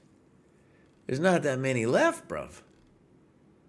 Okay, so I don't understand this. I wish they could make this a little clearer. I think he's playing Dubov. I can't tell whether he's playing Dubov or Report. You'd have to oh gosh. All right, I'm gonna go, oh my God, there's someone, okay, so Eric Geisy plays Liko. This is the way I think it happens anyway. Wojtasek plays Aronian. The greatest Italian player since Greco plays Sevian. Maksudlu plays Wei Yi. Keimer plays Episenko. Grebnev plays either MVL or Artemiev. Rapport plays Shankman. Okay, that's going to be a hell of a match. And that starts tomorrow, my friends. And Sweet Blue says, I think Rapport. Yeah, buddy. Yeah, that was great, dude. That was great. Okay. Beautiful chess. Beautiful tournament. We're going to get Rapport, who is one of David's favorite players, against Shanklin. David's personally very good friends with Shanklin. I know Shanklin pretty well. And that's going to be a great battle. And, you know, I think tomorrow we just focus on that. Before we were focusing on different games. F that, dude. No, we're just going to do one. Rapport Shanklin. Yeah, buddy. Wait, Sweet Blues is saying not tomorrow. We've had this little bit of a debate. We've had this debate before. Hold on. So people are saying there is something like a rest day. He's shaking his head. I'm just going to look over here. Oh, it's not tomorrow. Fine. I want to admit, Sweet Blues. Sweet Blues. I want to admit that you've been right this entire time, and there is, in fact, a rest day right here. I was just seeing these dates fly along, and I wasn't noticing it. So rest day tomorrow, my friends. I need a rest day. So we're going to be back here on Tuesday morning. Fantastic. Oh, fantastic. Sweet Blues gracefully suggests my apology.